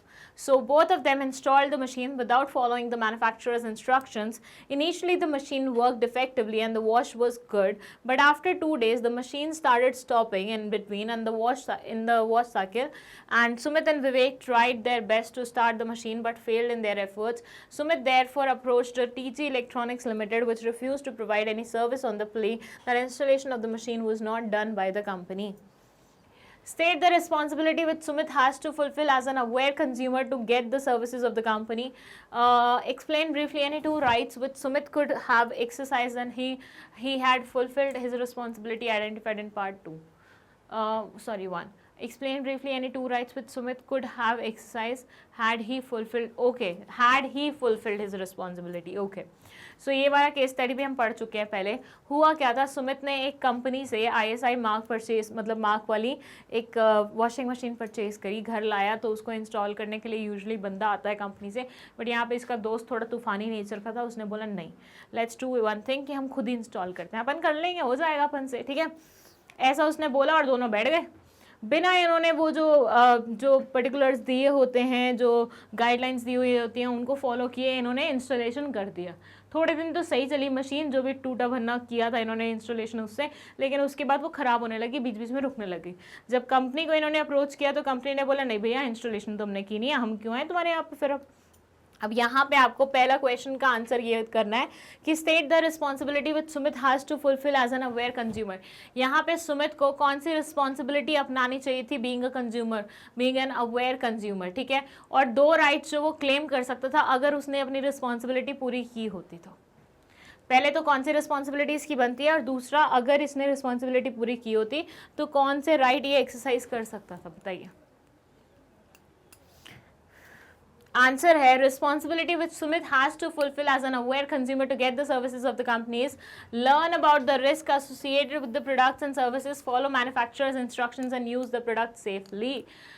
यहाँ पे जो main बात है वो है manufacturer द्वारा दी गई instructions को फॉलो करना प्रॉपरली, वो वाली रिस्पॉन्सिबिलिटी यहाँ पे इन भाई साहब ने नहीं अपनाई है, नहीं पूरी की है।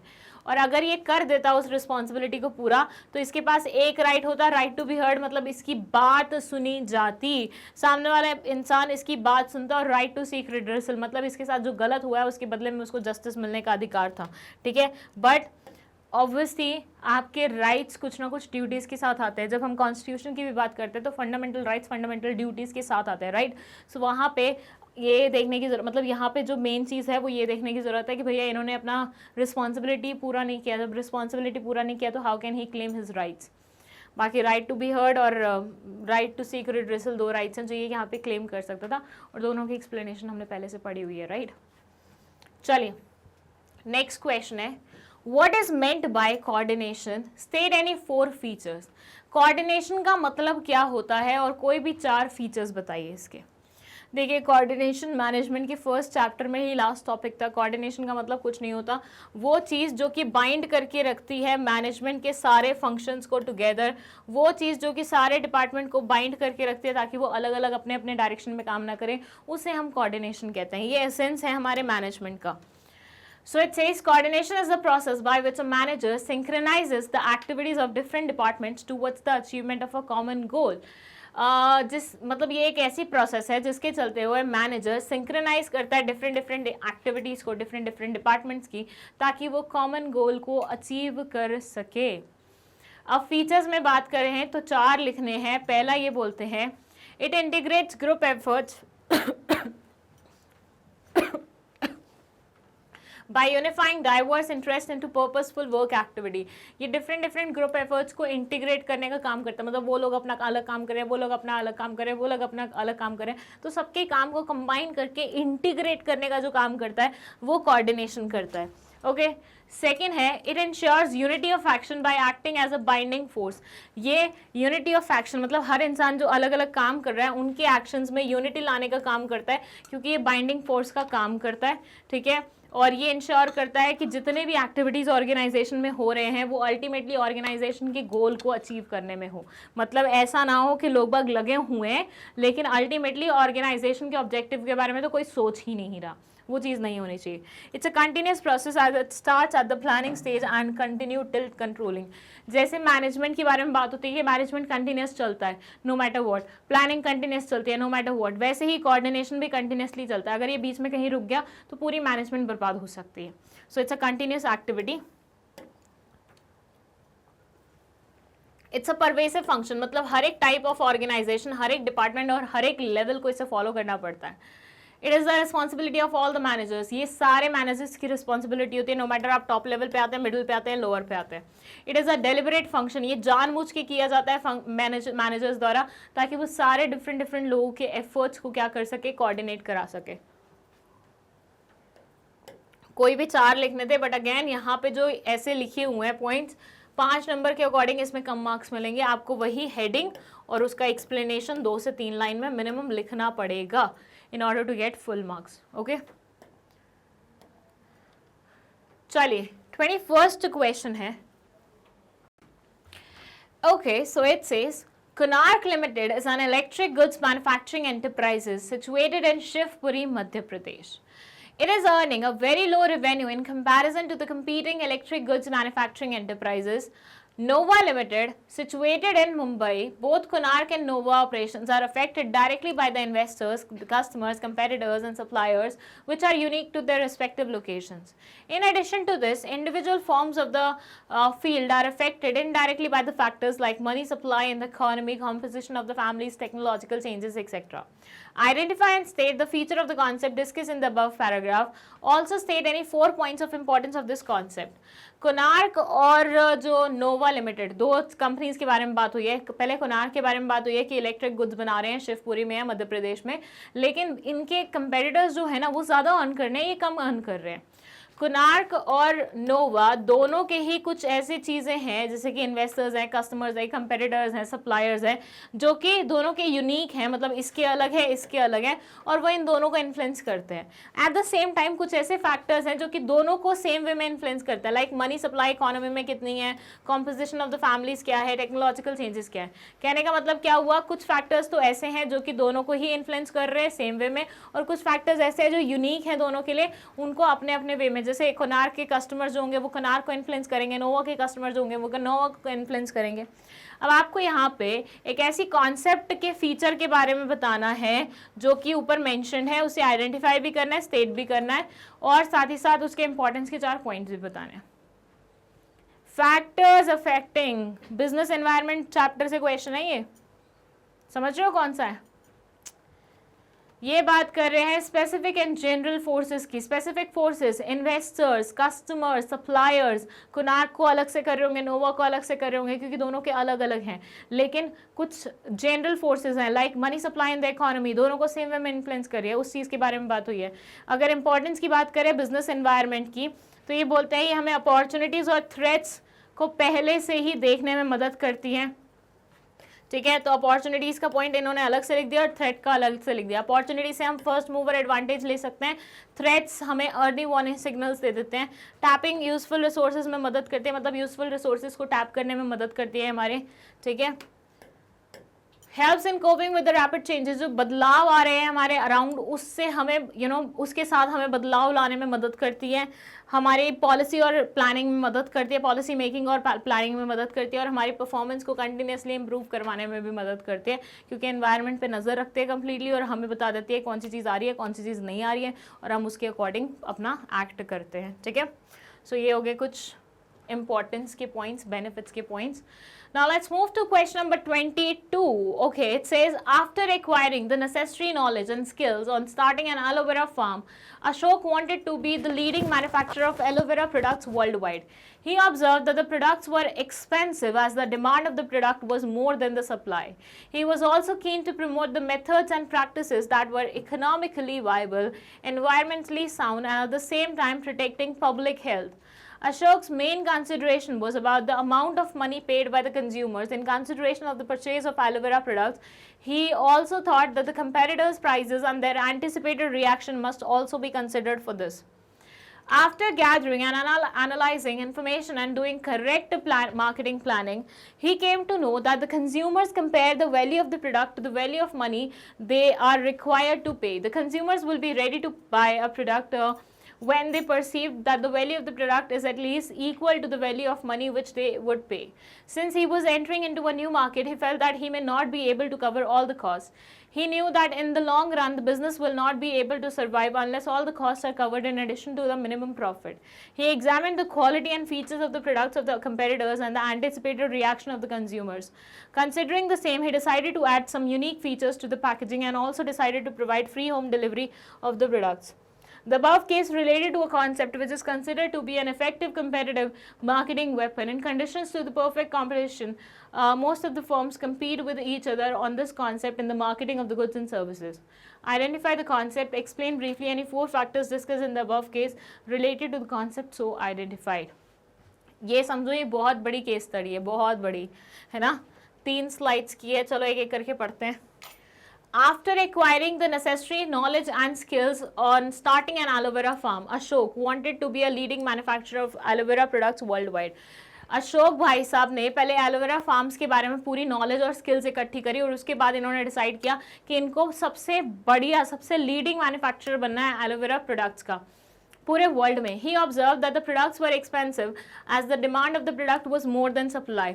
इन्होंने ऐसा ऑब्जर्व किया कि जो इनके प्रोडक्ट्स थे वो एक्सपेंसिव थे as the demand of the product was more than the supply. Supply कम थी, डिमांड ज़्यादा थी, जिसके कारण प्रोडक्ट के प्राइसेस क्या होते हैं, इंक्रीज हो जाते हैं। डिमांड एंड सप्लाई का समझते हैं ना, डिमांड जिस चीज़ की ज़्यादा होती है, सप्लाई उसकी कम होती है, तो दैट मीन्स एक इंसान महंगे दाम में भी उसे बेच सकता है, राइट। सो वही चीज़ है। He was also keen to promote the methods and practices that were economically viable, environmentally sound and at the same time protecting public health. ये ऐसे मेथड्स को प्रमोट करे थे, ऐसे प्रैक्टिसेस को प्रमोट करे थे जो कि सस्ते पड़े, एनवायरमेंटली भी साउंड हो, किसी की पब्लिक हेल्थ में भी कोई वो ना हो, मतलब पब्लिक हेल्थ भी प्रोटेक्टेड रहे, किसी को कुछ नुकसान ना हो। इनका मेन कंसिडरेशन था कि कितना अमाउंट पे करा जा सकता है कंज्यूमर द्वारा एलोवेरा प्रोडक्ट्स के लिए, प्लस इन्होंने कंपेटिटर्स के प्राइसेस को भी ध्यान में रखा और एंटिसिपेट कर रहा रिएक्शन उन लोगों का। जितनी भी नेसेसरी इन्फॉर्मेशन थी वो गैदर करने के बाद, करेक्ट मार्केटिंग प्लानिंग करने के बाद, he came to know that the consumer compare the value of products to the value of money they are required to pay। इन्हें ये पता चला कि भैया कंज्यूमर ना हमेशा जो अमाउंट वो पे कर रहा है और जितना वैल्यू वो गेन कर रहा है, उन दोनों को कंपेयर करते हैं और उसके बेसिस पे ही स्पेंड करते हैं। फॉर से if I am purchasing a jacket, ठीक है, इट्स ऑफ 1000 bucks, तो मेरे को ऐसा लगेगा ठीक है यार मोटी जैकेट है, अच्छी है, पहनने में भी सही लग रही है, लेट्स जस्ट स्पेंड 1000 रुपीज़, क्योंकि हम गेटिंग 1000 रुपीज़ की वैल्यू उससे। बट वही जैकेट अगर मुझे 50,000 रुपये में मिलेगी तो मैं नहीं खरीदूंगी उसे, नो मैटर व्हाट, राइट, चाहे वो कितनी भी अच्छी क्यों ना होगी, क्योंकि वो वैल्यू वर्थ नहीं लगेगी मुझे, ठीक है। तो बस वही चीज़ है कि कंज्यूमर ज़्यादातर ये सोचते हैं, since he was entering into a new market he felt that he may not be able to cover all the cost, क्योंकि ये नए मार्केट में कदम रख रहे थे तो इनको लगा कि पूरी कॉस्ट को कवर नहीं कर पाएंगे। He knew that in the long run the business will not be able to survive unless all the cost are covered in addition to a minimum profit. इनको पता था कि लॉन्ग रन में business survive नहीं कर पाएगा unless and until सारी cost cover नहीं की जाएगी, मिनिमम प्रॉफिट नहीं अर्न किया जाएगा। He examine the quality and the features of the products of the competitors and anticipated reaction of the consumers, considering the same he decided to add some unique features. तो इन्होंने packaging में कुछ unique features add करने के बारे में सोचा, क्योंकि उन्होंने कंपेटिटर्स के प्राइसेस भी देखे थे, उनके प्रोडक्ट्स भी देखे थे और कंज्यूमर का रिएक्शन भी थोड़ा एंटिसिपेट करा था। और फ्री होम डिलीवरी देने के बारे में भी इन्होंने सोचा था, पैकेजिंग और फ्री होम डिलीवरी का इन्होंने सोचा, जिससे ये अपने प्रोडक्ट्स को दूसरों से अलग बना सकते हैं और थोड़ा सा और सेल्स इंक्रीज कर सकते हैं, कॉम्पिटिटर्स के अकॉर्डिंग एज पा सकते हैं। अब केस में एक पर्टिकुलर कॉन्सेप्ट के बारे में बात हुई है। आपको परफेक्ट कंपटीशन को ध्यान में रखते हुए किस चीज़ का आंसर करना है कि कौन सी कॉन्सेप्ट को वो किया और फैक्टर्स क्या हैं जो अफेक्ट करते होंगे, बताइए।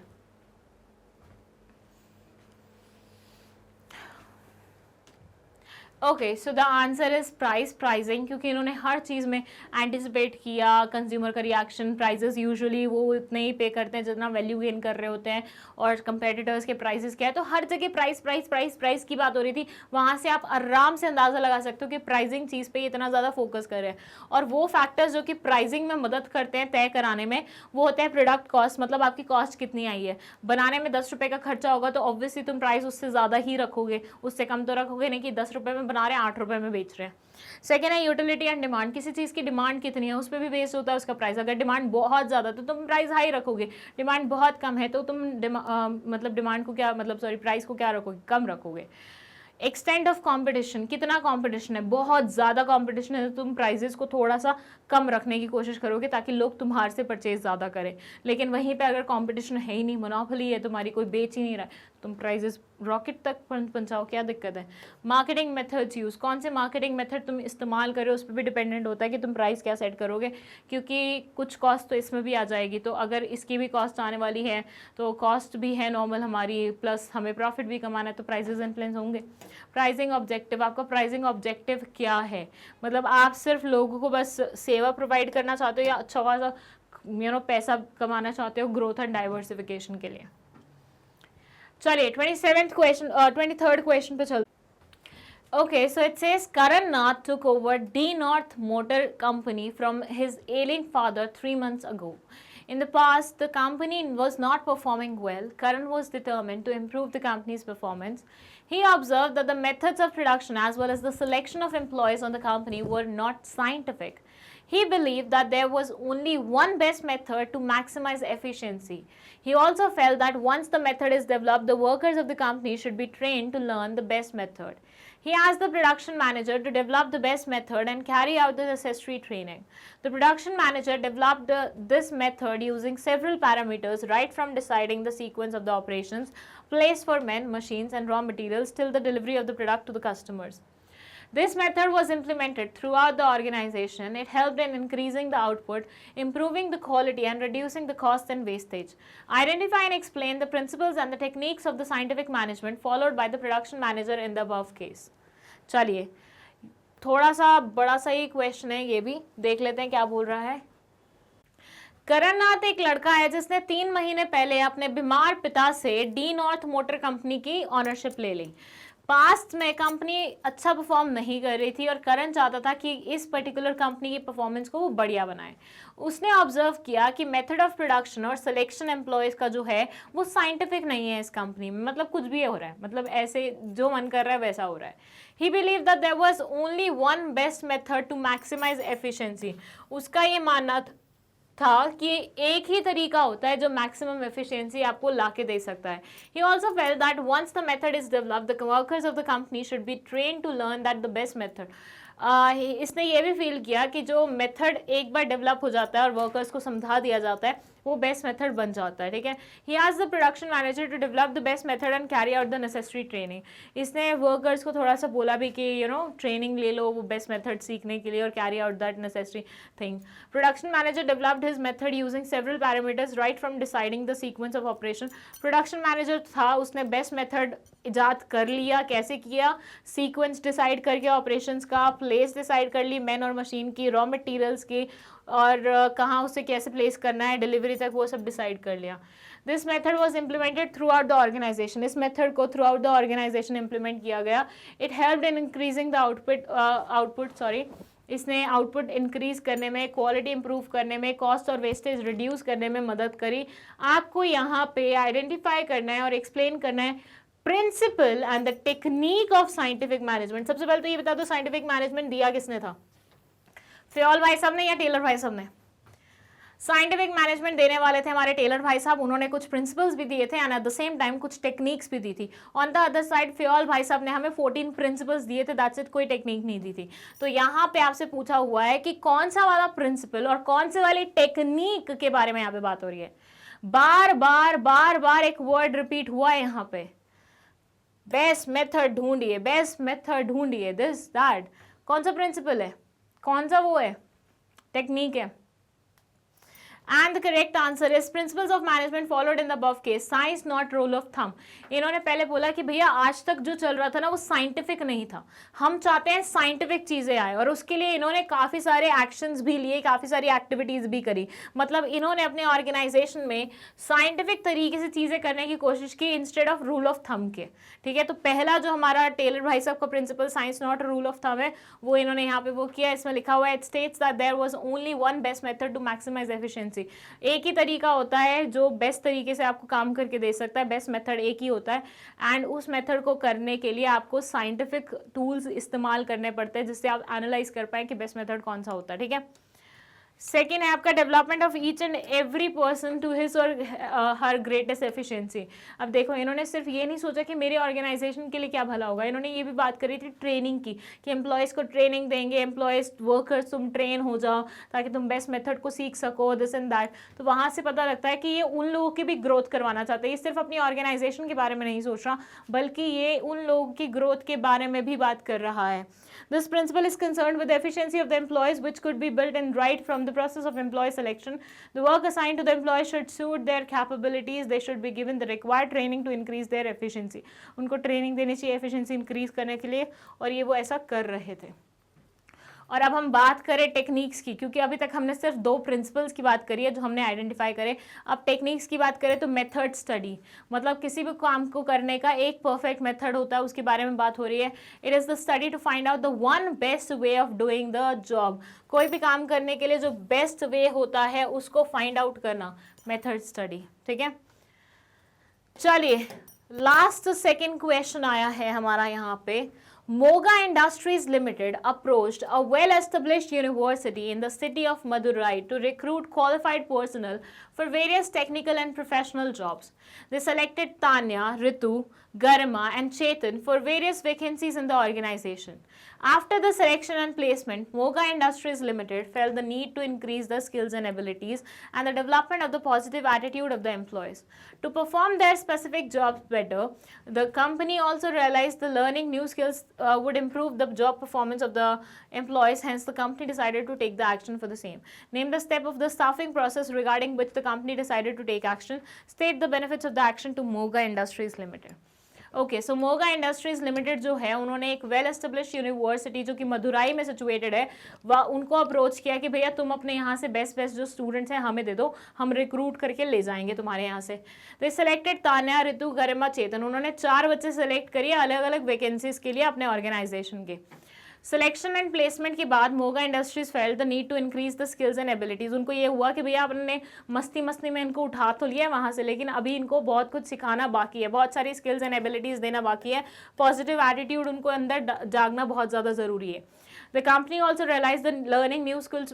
कंपनी ने ये भी रियलाइज़ किया कि नई स्किल्स जैसे ही हम इन्हें सिखाएंगे इनकी परफॉर्मेंस, जॉब परफॉर्मेंस कहीं ना कहीं इंप्रूव भी होएगी। यहाँ पे कंपनी ने कुछ एक्शंस लिए इस चीज़ के बारे में। अब आपको बताना है स्टाफिंग प्रोसेस को कौन सा वाला स्टेप इन्वॉल्व है, बताइए बताइए कौन से वाला स्टेप इन्वॉल्व है और बेनिफिट्स क्या होंगे उससे मोगा को। सिंपल है, यहाँ पे बात हो रही है ट्रेनिंग एंड डेवलपमेंट के बारे में। इन्होंने बोला लोग तो हमें उठा के ले आए हैं यहाँ पे, लेकिन उनको हमें ट्रेनिंग ज़रूर देनी पड़ेगी, नई नई स्किल्स ज़रूर सिखानी पड़ेंगी ताकि उनकी जॉब परफॉर्मेंस इंप्रूव हो जाए। ठीक है, तो बस वही ट्रेनिंग के बारे में बात हुई है। ओके, यहाँ एक चीज़ लिखी हुई है, if an examinee has written training instead of training and development only half mark to be awarded. अगर कोई बच्चा ट्रेनिंग एंड डेवलपमेंट की जगह सिर्फ और सिर्फ ट्रेनिंग वर्ड लिख के आता है तो उसको सिर्फ आधा नंबर मिलेगा, पूरा नहीं मिलेगा। इसका मतलब ये है आपको पूरा ट्रेनिंग एंड डेवलपमेंट पूरा वर्ड लिखना पड़ेगा, मतलब 3 वर्ड से मिला हुआ ये फ्रेज लिखना पड़ेगा। ओके, बेनिफिट्स क्या है कि भैया इससे वेस्टेज कम होती है, लोग ट्रेंड होंगे, जल्दी जल्दी काम करेंगे, तो जल्दी जल्दी जब काम होगा तो आपका टाइम वेस्टेज रुकेगा, आपके जो रिसोर्सेज हैं वो ऑप्टिमली इस्तेमाल होंगे और आपका काम भी जल्दी होगा, आउटपुट जल्दी से डिराइव होगा। It equips the future manager to take an emergency. लोगों को निपुण बनाएंगे तो हो सकता है अगर इमरजेंसी वाली सिचुएशन आती है जहाँ पे ऊपर लेवल वाले लोग नहीं हैं तो यहाँ जो नीचे बैठे हुए लोग हैं वो उसकी जगह को फिल कर सकते हैं and at the same time वो काम संभाल सकते हैं, राइट।